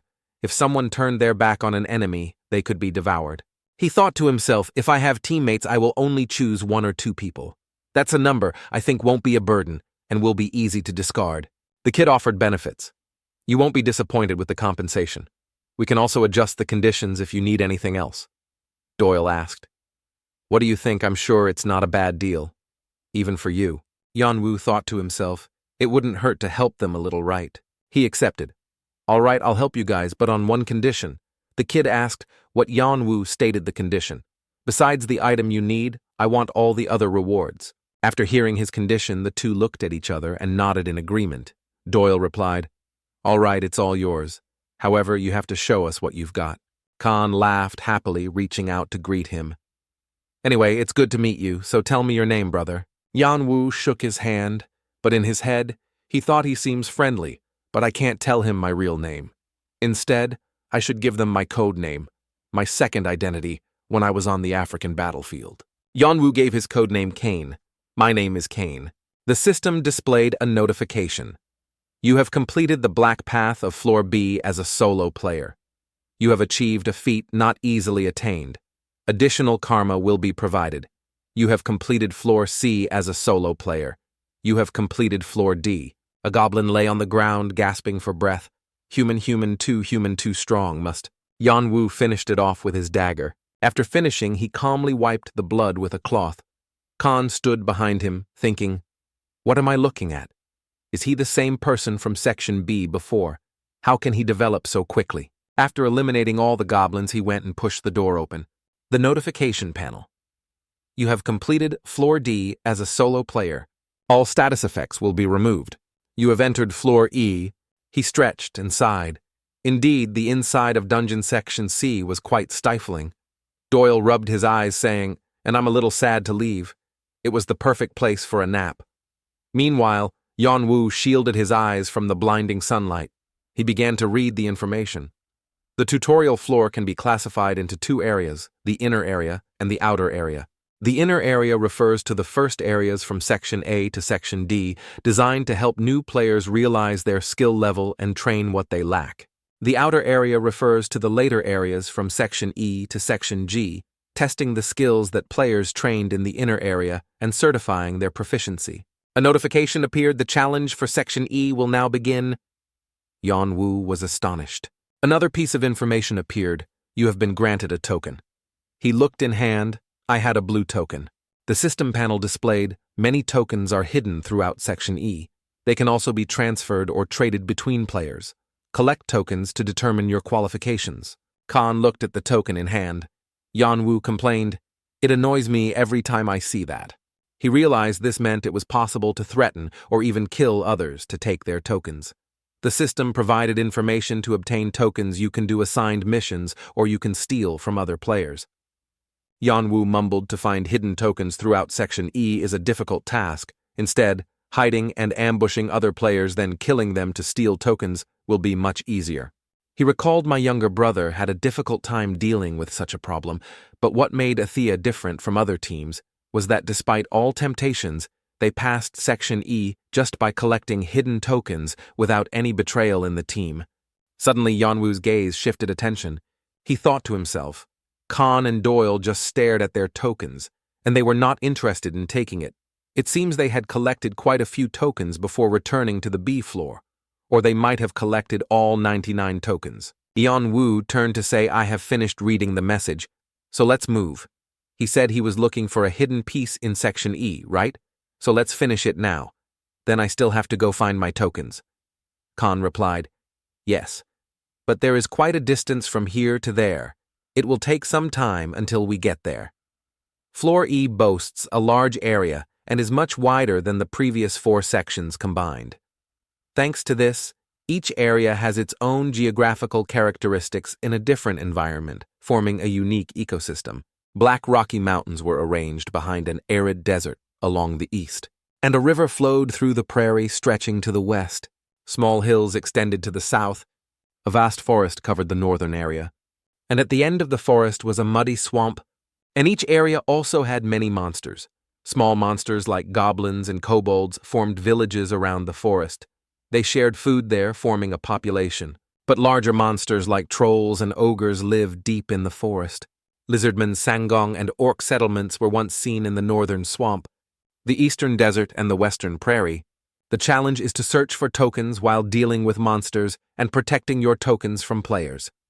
These are even more dangerous than these monsters. Both are important, and now we are heading towards the northern swamp. In the armory, the reply echoed, yes. Bin asked in astonishment. You said he went with Khan and Doyle. Why are those 2 with him and in Section E? The soldier bowed. I apologize, sir, but we have not yet confirmed the exact events. I have only just received notification that they are heading north of the forest. He frowned and shouted, so why am I only hearing about this now? He equivocated. The reports came from an earlier section, so we thought it was not important. Bin slammed the table hard and loudly shouted, so what does that mean? Have they teamed up? The soldier panicked. I am afraid of our assumption. He gnashed his teeth, thinking, so he has someone behind him, Con Doyle, those filthy people. Bin unable to swallow his anger. Thought to himself, they must have recruited the masked guy, even though they knew he had caused trouble with Arangdan. This is clearly causing war with Arangdan, or even with Wado with a disdainful attitude. He ordered, go to where he is, gather all members. The soldier replied, all of them are currently waiting outside. Bin said we will proceed to his location as soon as possible. Scene change. A burning bonfire crackled. Yanwu was sitting next to it thinking, since joining this strange game I probably haven't had a moment to rest, let alone masturbate. He looked up at the sky. Thankfully. It's a twin constellation, not a single star, I thought to myself. I went through a lot of hardships to get to this floor. Time passes so quickly. Yanwu's eyes suddenly focused on something. He looked at the sleeping Khan, muttering, what an interesting duo. What is their relationship? I am sure they are not brothers. Then I looked at Doyle. Day after day those 2 always faced so many dangers, but it is certain that they treat each other like blood brothers. Yanwu exclaimed, truly, Admirable Doyle has intelligence while Khan is strong in combat. Khan occasionally revealed a glimpse of his excellent swordsmanship. It was powerful, sharp, and fierce. It seemed to achieve a balance between magnificence and practicality. As for the boy, I remarked, Doyle is also like that. The boy always has dull and sleepy eyes, but sometimes the boy shows a sharp look, and then the boy shows his keen and flexible judgment. Yanwu said the teamwork the duo displayed was like 2 perfectly meshed gears. It was nothing short of impressive. It looked like they had learned or practiced before, but they had developed a certain kind of connection that instinctively told them what the next action would be. I admired those 2 who were very willing to trust each other. This relationship could never happen without mutual trust. Perhaps that is how it is. Yanwu thought to himself, a truly admirable relationship. I can't understand why they decided to join this game. In his eyes containing a flame, he was certain that they would always be together. Yanwu was happy. It's good that they can still be together to support each other. Suddenly, he remembered something. Looking at them made me think of my younger brother. The fire of hatred swelled in my heart. Yanwu thought I tried not to think about it, but looking at them, I felt I had to avenge my brother quickly. Suddenly, something caught his attention. Yanwu wondered, why are you awake? You still have a little time before your turn. He stretched and replied, how can I sleep if it's too noisy around here? Doyle yawned broadly and asked, how long do you plan to leave them like that? Khan replied, I plan to eliminate them when they get closer. I apologize for letting them wake you up. He smiled kindly and said, it's okay. I also want to move my body a bit because lately I rarely participate in a battle. Suddenly both Doyle's eyes and tone changed, asking brother, I wonder if you think they know we're here. He started to stretch and wondered, is there a problem? Then he drew the sword from his side. Khan got into a ready stance and spoke. More important than them. They are enemies pointing swords at us. He swung his sword hard into the bushes, blood splattered, dyeing it red. A desperate scream rang out. A soldier fell to the ground. The rest of the group panicked, shouting, Damn it, how did they notice us here split up? It's more dangerous if we huddle together. Khan had no intention of sparing anyone. His sharp eyes quickly darted forward. He swung his sword gently past each one, scolding, I've got eyes, you fools? Yanwu was surprised when the insects appeared from nowhere. He extended his arm. The insects immediately followed orders. Looking at Doyle, controlling the insects with an unusually cold demeanor, he secretly praised, Is that an insect taming skill? That's a pretty strong skill, kid. The soldiers covered in insects screamed, Damn it, damn insects, get away from me, get out. The quiet forest now only echoed with painful screams. Suddenly he discovered something. 2 men were preparing to ambush Yanwu. Doyle scoffed those idiots. Out of all options, they chose the worst, utterly foolish. As they approached him from behind, he thought to himself, These fools, one strike and their lives are over, brothers. 1 minute of silence. It's very likely that other groups are plundering on this E-floor. They truly enjoy this dirty work. Under the guise of taking tokens, they steal players' wealth items and other things. Afterward, the items are divided among the group members themselves to significantly increase combat power. If lucky enough, they even obtain a few skill books. Tokens can be sold to top-ranked players at a very high price. Additionally, there are a few places that require slaves. They buy from workers or slaves to prostitutes' livestock and even human specimens for experimental purposes. They use human bodies for many dark purposes, so they don't have to worry about where to sell prisoners. Of course, who wouldn't want to make money from such a lucrative business? Also, I am a teammate of top-ranked players Khan and Doyle.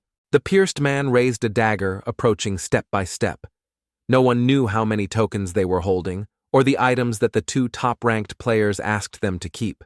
He used all his strength to stab Yanwu from behind. Unexpectedly, the pierced man's stab only hit a log. He didn't understand what the hell happened. Someone yelled boss, but I had already sent him to meet his ancestors. The whole group panicked. What the hell is he, boss? 2 fearless men charged forward, yelling loudly, You son of a bitch, go to hell.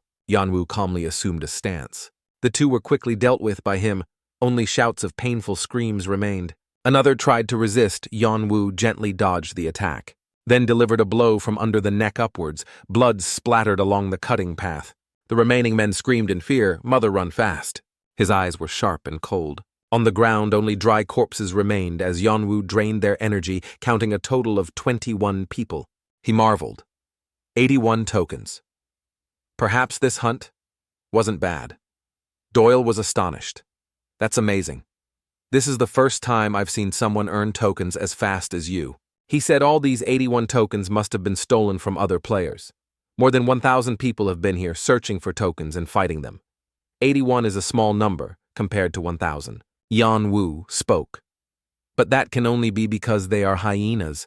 Most players with 10 tokens or less are robbers killing them. Is right. Doyle agreed. That's right. Section E has a winner. Takes all hierarchy. The minority of strong players will take tokens from the majority of weak players. Weak players have no other choice but to give up their tokens to survive. Even if they compensate for the loss, they will eventually be stolen from again. No matter what they do, the strong only need to sit still and pile up tokens at a dizzying speed. On the other hand, tokens are used to exchange karma points. Therefore, the weak can only give up or accept the fate of being hunted. That's why there is quite a large gap between high-ranked players and other players, he exclaimed. Anyway, collect as many tokens as possible. We will use them to earn karma points, as well as buy items from mysterious merchants. Doyle suddenly asked casually. By the way, can you take all those tokens? I heard him and was confused. You are suggesting that we did not pay you before we made the agreement. Should I think of it as a payment? Yanwu gently said. You 2 also need karma. Doyle laughed loudly. Are you worried about us? We already have enough for ourselves, so that is really fine. He appreciated. Then thank you both with all my sincerity. Yanwu put the bag into his backpack, thinking this was easier than expected. He mumbled, "If I try a bit more, I can move to Section F." Of course, I wouldn't actually do that. There is nothing hot in Section F that helps collect more karma. Section E is almost the last place I can collect in large quantities. Yunwoo sat thinking furthermore that thing will also appear here, that which will significantly increase my magic power, then I can complete the succession process. He thought once I kill the lizardman leader, I will go kill that thing. In the sky, 2 moons lay close together. They prepared firewood to restart the fire. Khan said, "The monsters ahead are extremely dangerous. I think we should be careful." Yunwoo thought to himself, "I need to speed up." Suddenly he saw something. Yunwoo silently watched Doyle using his skill to control the insects. He asked them to gather the fire. I was astonished, impressive kid. He said, "I call it flamel. They will self-immolate to defend themselves when they encounter enemies or when I control them." Doyle asked. "You seem quite surprised," Yunwoo thought to himself. "Can this be called magic?" It was already light, and everyone continued fighting. This time I was fighting with a giant lizard monster. After a period of fighting, the ground was covered with monster corpses. Khan, seeing Yunwoo using a knife to cut off their heads, wondered, "What else do you want to loot from them?" I replied, "Their eyeballs." Lizardman eyeballs are a very useful item for creating certain items. Yunwoo said it was an artifact named after a giant believed to have hundreds of arms and thousands of eyes. I need their eyes to create the artifact. Jay's eyes. Doyle was surprised to see something. He stammered, "Wait." This is Khan's face darkened. "It seems a battle just happened here." Doyle looked at the bloody footprints on the ground. He reached out his hand to touch the ground to check. Yunwoo saw the fresh bloodstains and said it hasn't been long since the clash occurred. He predicted 5 hours. No, about 6 hours ago. Khan confusingly mumbled 6 hours, hidden pieces, literally have to be hidden. They are only valuable when hidden, and play an important role in boosting players' morale, as well as encouraging them to acquire them, so as not to be left behind. He anxiously asked, did these people succeed so hidden pieces in the tutorial floor never appear again in the same round once they are found and acquired by players? Additionally, there is something else they want to obtain by using the crown, which is an essential element for 2 people who are plotting something quite big.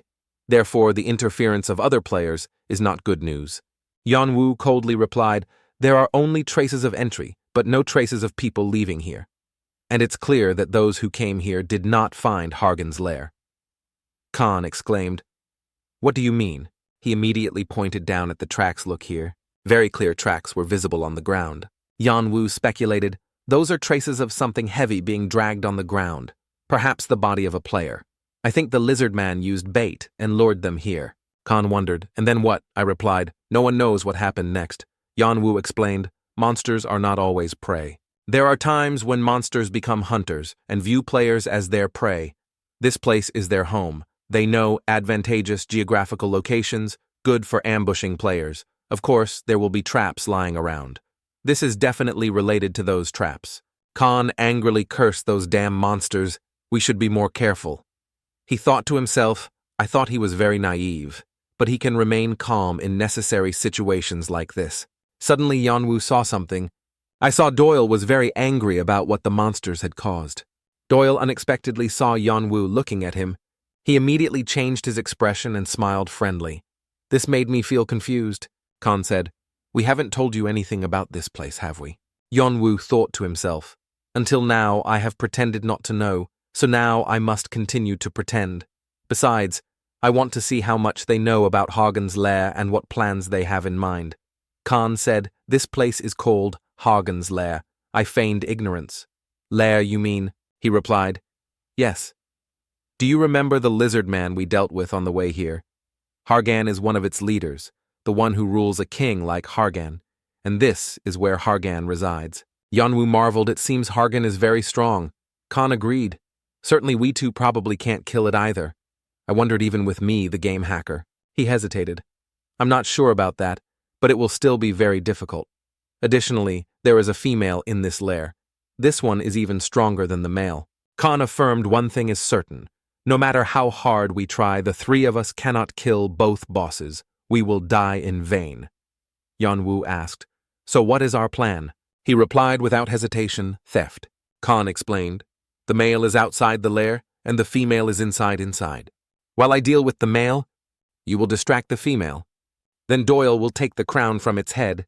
We will coordinate smoothly and easily. Yanwu continued to ask, and then what he said, we will run away from here. As I said, the female is ridiculously strong. You cannot kill it by yourself. Yanwu replied, understood. He mumbled, I have completed my mission on the African battlefield. Yanwu recalled old memories. This is no different from that. The only difference is, I used to be a simple soldier controlled by orders from superiors, but now I am like a mercenary controlled by money. Khan shouted loudly, let's begin. The system panel appeared. You have entered the battlefield. You have found the hidden piece Hargan's lair. You have gained 500 karma. They walked over and saw 4 monsters guarding the front of the lair. One of them whistled an alarm. Humans, there are humans here. His party also got into a ready stance. Suddenly a blue leg appeared. Suddenly the system announced, hidden boss monster, lizardman leader Hargan has appeared. It roared, humans, you dare to enter my lair, you must die. You cannot escape me, son. The system displayed hidden quest lizardman leader in section E. There are 5 leaders ruling in the forest. Hargan is the leader of the lizardmen, the one who possesses the northern swamp. Defeat all chiefs and kill the lizardman leader. Reward Hargan's crown. Blue scale scimitar ownership of Hargan's lair. The hidden boss charged, yelling to be continued. Yanwu, hearing its roar, thought to himself, what kind of monster is this? It roared with the fear I felt when I was first brought to the battlefield in Africa. The boiling tension made my right hand holding the dagger soaked with sweat. Yanwu mumbled the monster with incredibly terrifying power. His sharp eyes were confident, but now I have enough ability. Looking into those eyes, the hidden boss was astonished. But then it regained its composure. Immediately after the hidden boss picked up its sword, it quickly charged, yelling loudly, I will kill you, human! It was then that Khan charged out, astonishing him. He parried its attack, causing the slash to slide to the ground. The hidden boss roared, human, get out of my way, you are just a small fry. Khan sneered. I'm sorry, but I am not the me of yesterday. Before he could finish speaking, it swung its sword at Khan, but he quickly dodged. It saw that its expression displeased. The hidden boss even slashed its own soldiers, but still missed Khan. Humiliated to the point of madness, roaring loudly, don't dodge and face me. A soldier, seeing the leader losing composure, spoke up. Please calm down, sir! Seizing the opportunity, Yanwu and Doyle snuck inside. He worried about him, kept looking out of the cave entrance to check on his brother's situation. Inside there were still monsters guarding, but they were just crippled soldiers. I threw a dagger, one into each of their heads. Doyle was incredibly surprised by Yanwu's dagger-throwing ability. Suddenly both heard a voice, that is a human. They looked over and saw countless human bones and many living people trapped behind iron bars. Looking at the ground, there were bloodied bones, some remains after the monsters had feasted on humans. The trapped people screamed, save me, please, please, save me, save me. I thought to myself, limbs severed from bodies, faces showing expressions of extreme pain they had endured. Flesh fragments and bloodstains scattered everywhere. It was a completely barbaric scene. There were also others bound with chains and locked in cages like pets. One person in the cage yelled, save me, you stupid punk with spiky hair, save me. Yanwu thought indeed whether on earth or here everything is the same. Is there any difference in how humans treat pigs and cows and how they treat humans? He turned and said, the female lizard men can appear at any time. I will go find her, so you should hide somewhere. Then he saw Doyle's expression. There was something very strange. He spoke, calling brother. Doyle seemed to lose his composure and asked, are you angry?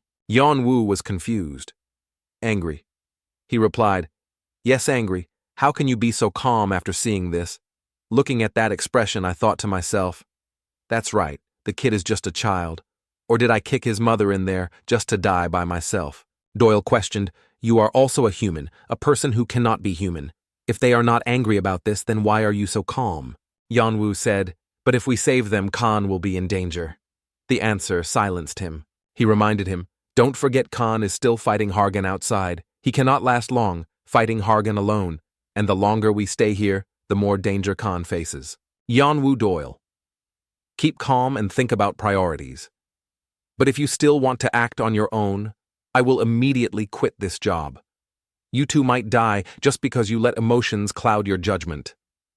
After hearing this, he fell silent in contemplation. I also silently watched how this kid would make a decision. Doyle hesitated for a very long time. Then he used his own hand to slap his face to wake himself up. Doyle regained confidence, admitting, "I'm sorry, I was thoughtless." He stepped forward, saying, "Let's get back to the main task. Khan is still waiting for us outside." Yanwu thought, "Wait." He looked down at the pile of bones on the ground, thinking Hargan's reason for making a human farm is to feed their offspring.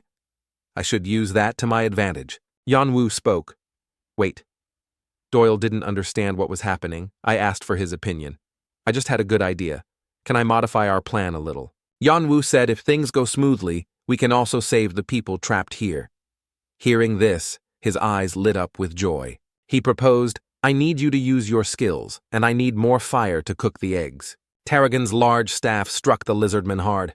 The powerful blow sent the lizardman flying into the wall. Targan angrily shouted, "Human, how dare you enter my lair?" It held a large staff in its hand, its red skin, and extremely fierce eyes. The Targan feared my children. Perhaps they came for my children. It pointed at the lizardman, ordering you protect my children. Even if you die, you must protect my children. Suddenly, Yanwu spoke, drawing Targan's attention. "Hey, female lizardman." I remained calm, looking at it. Then Yanwu held up a bag and asked Targan, "Do you like fireworks?" It heard that and panicked. "What do you mean?" Without hesitation, Yanwu threw the bag towards Targan's children, catching it off guard. Targan angrily shrieked, "What the hell are you doing?" It quickly ran and used its staff to block the bag. But the next thing was what surprised it the most. Yanwu thought to himself that was the powder made from the monsters I hunted in the ice and fire room. Then I called loudly Doyle. In his heart, Yanwu gently told Doyle, "Use Flamel towards that side kid." Immediately, Targan was attacked by the flame Doyle created. It could do nothing but scream. It furiously yelled, "You maggots!" But suddenly something made it panic. In just a flash, Yanwu was already standing at the nest of the young ones in his hand. I was holding one. Yanwu held the knife to the young one's neck. After one cut, I made the young one log out.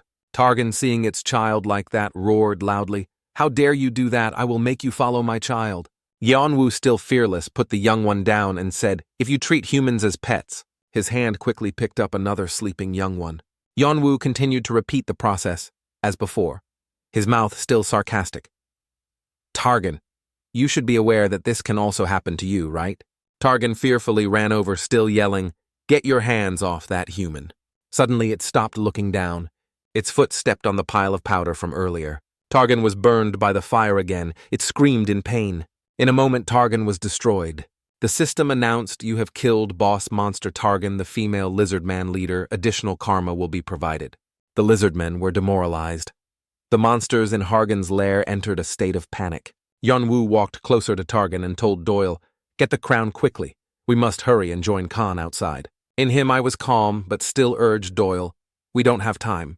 He quickly replied, "I understand." Yanwu said, "We need to get out of here quickly."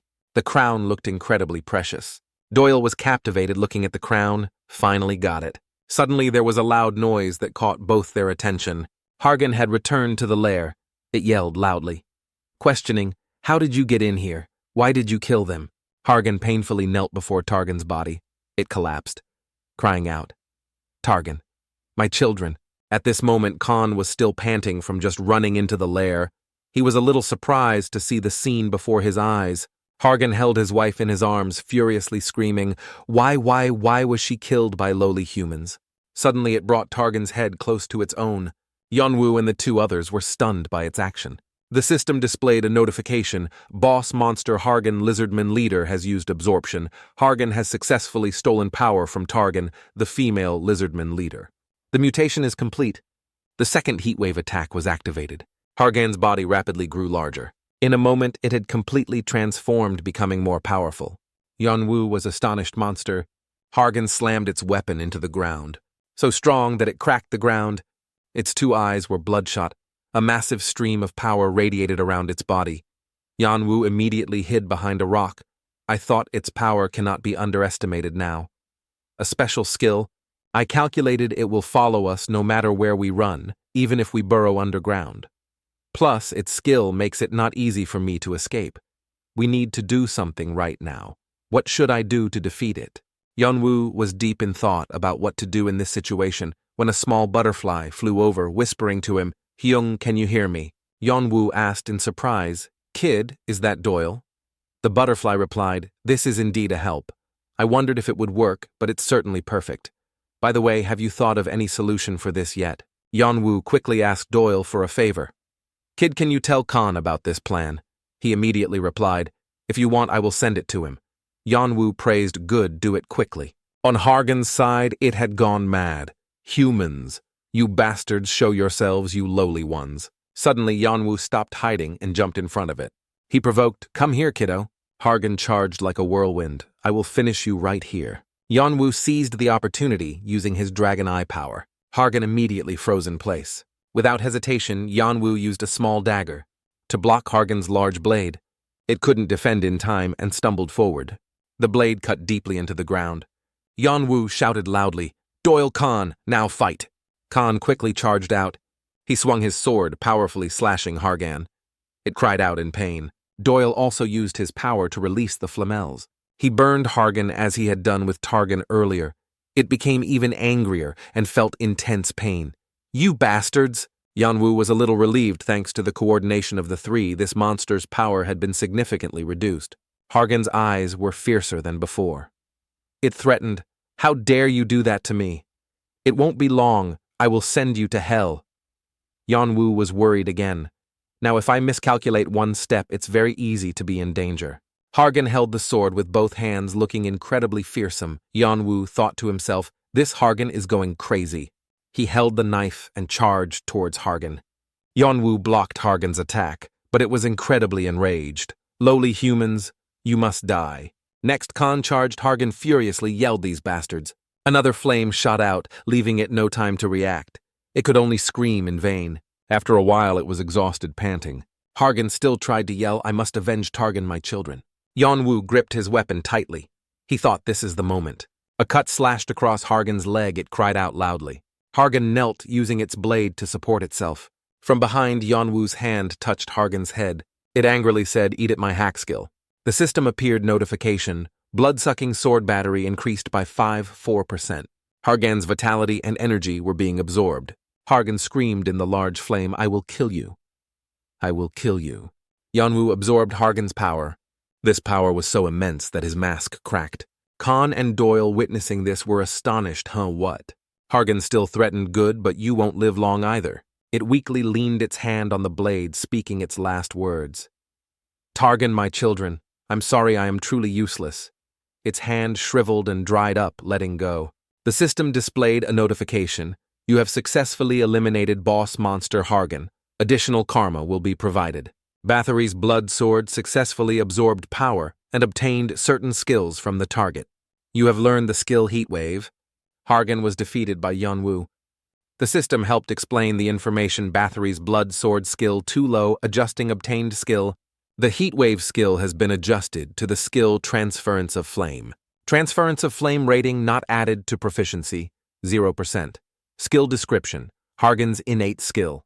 King of Lizards used on one's own weapon to create a flame. Higher fire and temperature can be created depending on the skill's proficiency level. As I read the information, Yanwu thought, this is an innate skill, and it's an enhancement skill. I will have to check it later. Suddenly, Yanwu swayed, unable to stand steadily. Khan and Doyle quickly ran to him. Hey, Khan supported Yanwu, then asked with concern, "Are you okay, brother?" Doyle worriedly said. "Yan, please sit down for a bit." "You don't look very well," Yanwu only replied. "Don't worry too much. I'm really fine. Just tired, but it will get better." But Doyle continued to pull his arm, saying, "Rest." Khan also agreed that's right. Yanwu helplessly thought, these two are really? I could only reply, "Don't worry too much. I'm really fine." Yanwu reminded Doyle, "But there are still people there. Go save them quickly. They might be in danger from the fire." At this moment, he suddenly remembered. In the dark cave, a torch was lit. The trapped people profusely thanked. "Thank you very much. Truly. Thank you all very much." A man joyfully burst into tears. He kept saying, "I want to thank everyone once again. Thank you. Without you, we probably would have died. We have avenged our fallen comrades." Khan and Doyle smiled, replying, "It's good that everyone is safe." The man suddenly asked, By the way, you look quite like the person I admire, Khan. Are you? Khan joyfully laughed loudly when he was recognized. I tried to keep it a secret. He happily laughed. Doyle sighed, thinking, brother, do you have no shame left? Meanwhile, the two other men were still surprised, telling each other, he is really Khan. I only just heard about him. That's great. Khan held up his hand to correct. But unfortunately, I am not the one who defeated Hargan. I just helped. He pointed towards Yanwu, who was sitting, then said, he is the one who defeated Hargan. The two other men, seeing Yanwu, seemed rather displeased. They recalled when they were imprisoned by Hargan. Seeing Yanwu and Doyle standing talking together, they remembered his face. Khan, seeing their reaction, wondered, what's wrong? He recounted. When we were trapped in there, he was the one who abandoned us and left. He angrily said he is truly despicable. We don't want to go near him. Khan immediately cursed. Shut up, you idiots. His eyes looked at him angrily. The man stammered in fear. What's wrong? Khan warned. Don't let me hear that again.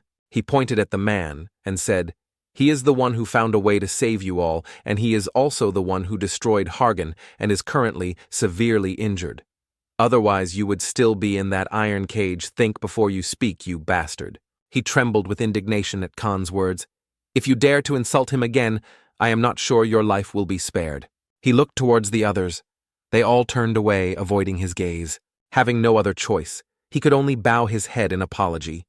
I am truly sorry. Khan made him repeat, I still haven't heard clearly. He said in the same tone as before, I said, I'm sorry. Khan looked towards Yanwu, then told him, go over there and tell him. He walked up to Yanwu, forced to bow his head. I did not think. Before I spoke, I was wrong. I am truly sorry. Yanwu just sat there saying nothing. The strong and the weak were clearly demonstrated at this very moment. In his heart, he was still thinking this bastard. He secretly said to himself, I was trapped by those guys. Otherwise, how could this happen? He still wondered why no one spoke up at that time. Suddenly, someone called Sir. He turned around. What? The subordinate comforted. I apologize for not being able to help you, but we are still alive. Isn't this something to be happy about? He angrily said, I don't care. You'd best stay as far away from me as possible. The man still tried to add, don't be like that, sir. Please listen to me. The subordinate whispered something to him. Sir, don't you need more karma tokens or artifacts? Hearing that, he was surprised. The man looked at Khan and Doyle, then said, there are many treasures here. Do you want to take them? The two brothers still knew nothing and talked to each other as usual. The brown-haired man asked again, what do you mean? His subordinate replied, what do you mean? We need to do this to survive. He was astonished to hear this. To survive, you want to kill the people who saved us. He still disagreed with the subordinate. We will not kill anyone. How can we fight them? Fighting them is like self-destruction, but the subordinate still tried to persuade. And then what? The man gave a reason. The monsters took all our things, and now we have nothing on us. I mean, now if we go out there, we'll just rob everyone, right? The man continued. So let's steal enough to survive independently, and then we'll escape. The brown-haired man still worried. What if we get caught? They will kill us. The subordinate tried to sway him again. We are likely to die whether we steal the artifact or not. However, he still hesitated. But if we do it my way, the chances of survival will be higher. The subordinate smiled sinisterly and said, one of your friends has the characteristic of being quick-handed. He is capable of taking the things we want. What do you think, my boss? After a moment of contemplation, he also smiled and said, let's play. At this moment, Khan was talking with Yanwu. Khan said, Doyle and I will take Hargan's crown as promised, right? I think this is when we need it. Khan asked, do you have any opinion on this? Yanwu calmly replied, okay, everyone can take it. Khan happily leaned close to Yanwu, joking, thank you, brother, I knew you were a good person. Yanwu coldly said, stop joking, but Khan continued to joke with him. What a shy person. Khan happily told his brother Doyle, go ahead and take it. Looking at them, Yanwu secretly thought, these fools. I closed my eyes telling myself, but they are all really good people. Yanwu turned to look at something. I looked at the sword stuck in the ground. Meanwhile, Khan still spoke. Everything in here belongs to you, as we promised. The system displayed information, large blue greatsword. Classified as a two-handed weapon rating, D plus description. Hargan's favorite weapon, King of Lizards. The weapon is filled with fire elements. It is a highly durable weapon that destroys everything it touches. However, the weapon's weight is quite large, so the weapon will not move without enough muscle strength. Yanwu was not interested in it. This weapon truly does not suit me at all. Next is the ownership of Hargan's lair. You have rights to all objects and resources in this lair. 1 is Hargan's crown. 2 is the war cry axe. 3 are 3 hard crystals and many other things. Yanwu was quite satisfied. Perhaps these items will become useful for me later. Karshuna's dagger, classified as a one-handed weapon rating, D- description. A dagger used by another unnamed player throughout his life, made from common materials, but the blade became hard because the player's will still remained in it. Weapon damage will increase, depending on the player's proficiency. Finally, there was something that interested him, at least among them something worth using. Yanwu, holding the knife, thought, even if they are scrap, I can sell them for a high price. Suddenly he looked up. Doyle saw that and wondered, is something wrong? Hyung Yanwu. There is something approaching here really strange. Suddenly a voice spoke, you will get a stiff neck if you keep looking at me like that. Doyle looked curious without blinking. A blue circle appeared on the ceiling. Inside the circle, a voice said, I was seen. I was planning a surprise for you, brother. What a strange player. It turned out to be I. He happily greeted Yanwu. Hello, I came to visit you. Doyle wondered to Yanwu. Do you know that mysterious merchant? I only replied with 2 words a little. These words made I a bit sad. Hey brother, you disappoint me. You and I were so close. How could you forget so quickly? I also greeted both Khan and Doyle. Oh, and it's good to see you two again. Khan Doyle. The last time we met was probably when we bought tickets to another floor. Right? Khan just indifferently replied, I still remember the time I bought tickets to another floor with points. I felt so ashamed. Khan secretly mused. To befriend a mysterious merchant is very simple. You just need to be among the top 10 strongest players or be acknowledged by him. He looked at Yanwu, then guessed it seems he is one of the recognized ones. It was I's turn to wonder. By the way, do you mind sharing how you saw me? I was very confident in my hiding ability. Yanwu coldly replied, It would be foolish if I didn't notice you when you were staring at me like that. I looked sad. I understand. You won't say it. Without beating around the bush, Yanwu went straight to the point. The ownership of this lair I will take 150 tokens. Hearing that I intended to bargain down, Oh my, you're bargaining with me too, you know those top players. But before he could finish his sentence, Yanwu increased the price, 160 tokens. I was astonished. No way. Yanwu immediately added money, 180. AI forced a smile, too expensive, then offered a higher price, 200. I looked calm, but in his heart I must have been in turmoil. You think you can sell it to us at that price? Yanwu didn't hesitate and raised the price again, 300. If you don't buy it, I will blow up the lair, and I bet there are a lot of magic stones here, right? Yanwu slowly said, These magic stones seem to be very much needed by merchants like you, right? I awkwardly negotiated magic stones seem to be very easy to find here. Yanwu continued, making I speechless. And I don't think you can find pure stones over 70. I guess I have to blow them all up. In his heart, Yanwu was also pondering, magic stones are a basic means of storing and providing mana. It is similar to electrical conductors on Earth. Stones with high purity will sell for higher prices. That is why hidden merchants pay attention to Hargan's lair. Of course I can mine them myself, but the higher the purity, the more complex the mining process becomes. The harder something is, the more valuable it is. That is the law of this world. My younger brother also found this meaningless after learning the secret. I still tried to bargain. However, 300 tokens are too expensive for that. He was immediately cut off by Yanwu, 400. Yanwu told himself, if I wanted I wouldn't sell, but I really need time to earn tokens. At this point I didn't dare to bargain anymore and just begged, Okay, stop. I will pay. Stop raising the price. I don't want my heart to break anymore. Yanwu then said, Good, I will sell it for 405 tokens. 5 tokens for my wasted time. I collapsed. This is the first time I've been saved so completely. The system notified Yanwu. You have sold the blue greatsword and the ownership of Hargan's lair. You have received 405 tokens. Total, 698 tokens. I slumped his face, complaining, I was tricked. I have nothing left. Only the two brothers, Khan and Doyle, were still astonished. Yeonwoo turned to the sullen Io and one more thing. I questioned, what else do you want from me? Yeonwoo gently replied, it seems I bullied you a bit too much anyway. I have something I need to buy. He said I also forgot about this, hearing that I's face brightened considerably. What is it? Yeonwoo pointed to his mask. You see, it's been destroyed. I need something similar. I immediately turned his face away as if he wanted to scold Yeonwoo fiercely. But I still introduced T. I have something like that exchanged for 4 of your status points. Yeonwoo immediately replied, of course. I was annoyed again. Yeonwoo said to himself, like that, couldn't you speak more gently? Yeonwoo indifferently said, it's not that important to me. The flame of anger had ignited. Then he snapped his fingers and said, I will give you a more special mask than a regular mask, okay? And next time, if you bully me again, I won't play with you anymore. The system provided information. Face of the White Ghost classified as a mask rating, E+ description. A mask with many souls inside. Using it creates an eerie atmosphere, allowing the player to hide their presence, not easy to remove if damaged. Just use another soul to replace it. Yeonwoo quickly changed his mask, and I was also preparing to leave.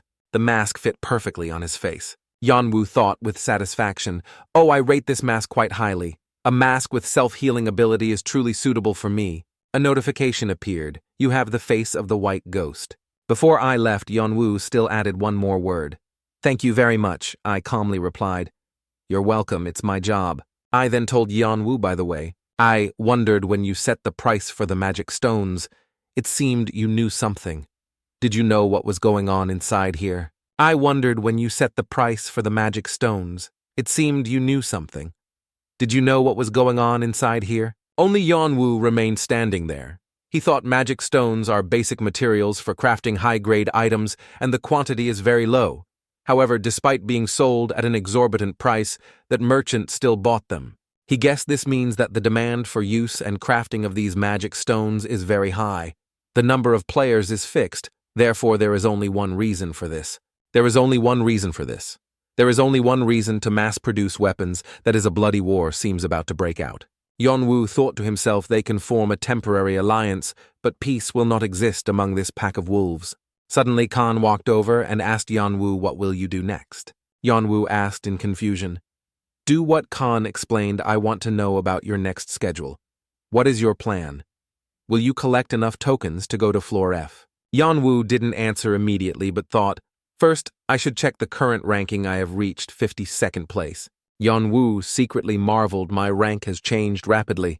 I still have something more important to do. That is to destroy this next boss. I need its power to continue advancing. I need to get there as fast as possible. Then he replied to Khan, I want to go straight to floor F. Khan happily asked, then do you want? But stopped due to Yeonwoo's next sentence, but I still have something to deal with. Khan asked again, a private matter to do. Yeonwoo replied, yes. Khan's face darkened, but Doyle still happily asked, brother, do you want to join my team? Yeonwoo was surprised by Doyle's words. Join you guys. Doyle immediately replied, yes, until the tutorial floor ends. Doyle added another sentence. No, even when we enter the tower. Yeonwoo asked again, with you two? Doyle explained. Actually, Khan and I have talked about this many times. He excitedly said, you and we are really compatible. Perhaps all 3 of us should cooperate. I believe we will become the strongest team. Doyle repeated the offer once more. I hope you will join my team. But Yeonwoo shook his head, refusing. No, I can't. Doyle sadly asked May. I ask you why? Yeonwoo only replied. As I said, I still have something to do. Doyle wondered. But you can still join after that is dealt with, right? Yeonwoo also added another reason he doesn't like forming teams, because he is not very comfortable with being tied down. Doyle could only give up. So that's it. I understand. Khan comforted him. We can't force him, kid. Everyone has their own preferences, and this will happen often when we enter the tower, so cheer up. Okay? Khan asked Yeonwoo again. Anyway, you're still with us until we get out of here, right? He forced a smile and said, then let's go out. Everyone is waiting outside. Yeonwoo walked, thinking this northern swamp is very vast. It might take a long time to get out of here. He just killed a lizard, There are still many lizards everywhere, so perhaps I should go with them. Other players are hiding behind. If they separate from here, they will die. Khan has no choice but to follow them, and it's not comfortable at all. Yeonwoo turned back and asked Khan, "What will you do with those people now?" Khan looked at them and replied, "Perhaps I will protect them and get them out of this swamp."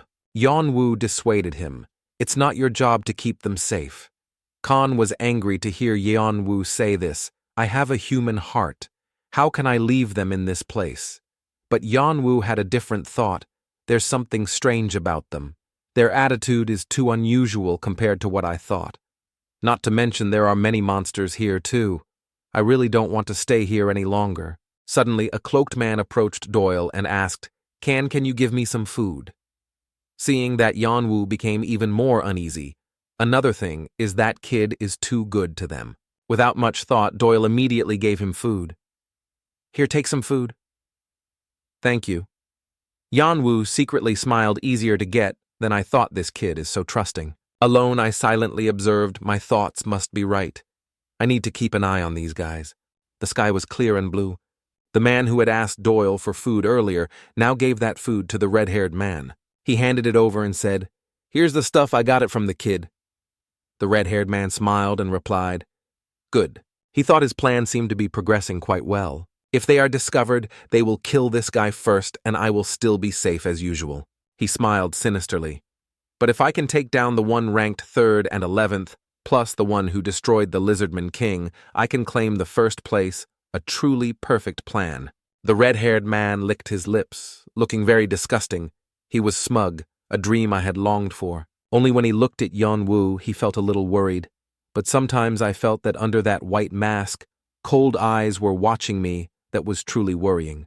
A pair of eyes that saw everything. Could there be a power hidden within that I could not foresee? Another man walked up and said, "Khan, my friend is not feeling well." His voice was heavy, asking, "Can we slow down? We are very tired." Next, a few more men cried out, "I won't move anymore. I can't. I have nothing with me. If I keep going, we will just be food for the monsters." They started to throw tantrums. "If so, I'd rather sit here all day." Khan tiredly thought, a troublesome swarm of flies. The red-haired man saw his opportunity again. Right now. The blond man from earlier stepped forward and explained, "Well, I think being imprisoned for so long made them mentally exhausted. I realize you guys are busy, but I think this is a good place to rest for a bit." The red-haired man sneered. Come on. I have many friends waiting to appear. It wasn't just a few people in the open space, but an army of dozens of people waiting to kill you all." His face was cunning, thinking to himself, "It will be soon." Suddenly something approached him. It was Yeonwoo. I arrived without him knowing. Yeonwoo looked at him with sharp eyes. Then a shrill scream rang out, catching Khan and Doyle's attention. Yeonwoo had made the red-haired man log out. The surrounding men panicked, asking, "What the hell?" Yeonwoo secretly mocked, "They are so naive, a bunch of fools." He immediately attacked the others. They were still astonished. How the hell did he die? Yeonwoo thought to himself, I should have killed these guys right from the start. Throughout the journey, he had been watching the two of them. His attitude and actions made me even more suspicious. I knew well, so I actively followed him from behind, then used enhanced senses to observe my surroundings. Then I realized that a group of players was preparing for an ambush in the open space not far away. They had contacted each other. These bastards must be aiming for the items we have. Yeonwoo chased the others. They ran wildly while he still thought to himself, I should deal with these guys as quickly as possible. Suddenly Khan blocked Yeonwoo and asked, Hey, what the hell are you doing? Yeonwoo scolded, Stop acting like an idiot and look around, Khan. What are you talking about? Yeonwoo didn't explain. If you don't understand what's happening, then shut up and get out of my way. At this moment, Khan was horrified to see those people had surrounded him and Doyle without him knowing. I hadn't expected anything like this. Damn it! Doyle cried out to Yeonwoo in fear. The two of them were surrounded by those people. The blonde man from earlier was still flustered, asking, What's happening, wasn't it? Just about robbing their stuff? Another man replied, You think everything will be that simple? So foolish. He intended to say more. You guys why, but the other man punched him in the face and cursed. So annoying, get out. Khan, being surrounded, was also extremely confused. Who are these people? He secretly wondered, are they item robbers? At this moment, Yeonwoo was charging towards those people. He was still speculating they must be the original owners of the human farm. Not all of them were just robbers, but some of them also colluded with the monsters. These guys pretended to be injured and asked nearby players for help to lure them into traps. When successful, they gave human flesh to monsters while they took items and tokens. Perhaps the original players who were stuck on the farm might have been killed. In the forest, there are a few people communicating with each other. If we can catch them, those are the biggest fish we've ever caught. The other end was saying, except for Fante and Adora, those crazy guys would be happy to eliminate such strong players, not to mention the things they carry. The person listening was Sibzin. The other teammate was still rambling. The holy blood sword that Khan is holding is the dragon-slaying sword. Right. That's mine. Sibzin cursed. What the hell? I ordered it in advance, you stupid friend. And the person speaking now is known. No matter what you say, whoever sees it first keeps it. The other person was Zwei. He interrupted. You two shut up. The boss will handle the distribution. Everyone will get items. Let's talk about something useful, like how to win the reward from the Lizard King. Zwei impatiently said, Damn it, he has taken too long now. Sibzane, help me contact him. The other end was silent, not responding. Zwei, anxiously. 17. Where are you? 9 is 17. There you go first, and contact him. 9 had been dealt with. Zwei was still trying to call him 9. No one answered, making Zwei worried. This means, he was scared. Are we being attacked? Zwei jumped up. Did they find out? He thought to himself. Anyway, I'm ranked 15th. So Zwei yelled loudly, Who are you? Come out now, or I will kill you. He hurriedly went to look for his teammates, not realizing someone was near him. What a son of a bitch. Where is he? What is this feeling? Suddenly Sibzane saw something. It was Sibzane. He was covered in blood. Sibzane warned, run. From behind Zwei, Yanwu appeared. He glanced behind him. A pair of terrifying eyes were looking at him. At this moment, Khan was surrounded. He wondered, is this Arangdan? What the hell are they doing? When did they become like this? Suddenly, the other person was attacked from behind. It was Yanwu who arrived. His foot stepped on the back of the robber. Khan wondered to himself again, what? The remaining men were gradually dealt with by Yanwu. They begged, I surrender. Please spare me. Please don't spare me. Doyle used his power to turn them into insects. Khan also helped to deal with them. They, the living ones, desperately begged. We were forced to do what Zwei said. Please believe us. They wanted to bet on Doyle's and Khan's compassion. Based on this, they thought Khan and Doyle might spare their lives. Only a few men remained, pleading, Please believe us. Please spare us. We just intended to join to survive this place. Khan asked them with an emotionless gaze. What is the difference between you and the lizards? They were confused. What? Khan leaned closer to their faces, questioning, I am asking what is the difference between you guys and the lizards? Are you deaf? But those men only begged for mercy. Khan was enraged. Hargan at least cried when he saw his wife and children die. And what about you? You sold ordinary people to monsters, even killed trapped players. Yanwu looked at Khan, thinking he is really angry about this. In times like these, with everyone's emotions stirring their minds, they cannot be comforted at this moment. The best thing is to wait for them to get through this on their own. Yanwu looked at the two brothers who were disheartened. He thought to himself, they thought they had saved the people who were imprisoned by the Lizard King, but unexpectedly, they were surviving robbers. That must have been a huge mental shock for the two of them. Unlike them, I have experienced this many times in Africa. This is nothing, but it's a pity for the kid. They need to grow up to survive this dirty world because here you cannot trust outsiders. Afterwards, people often fall into one of two categories. They can go crazy, or they can become more mature. Khan wondered to Yanwu, how can you be so calm after this? I calmly replied, I'm used to this. Khan asked again, I have no idea about the world you've been through. Are the people in your world like that? Yanwu only silently replied, if they were like that, perhaps the whole world would go crazy. Khan looked down and asked, can I be honest? He shared those crazy bastards. They pretended to be victims, which truly shocked us. Khan said honestly, we are all a little scared of you. He paused. It's really like that. Yanwu said nothing.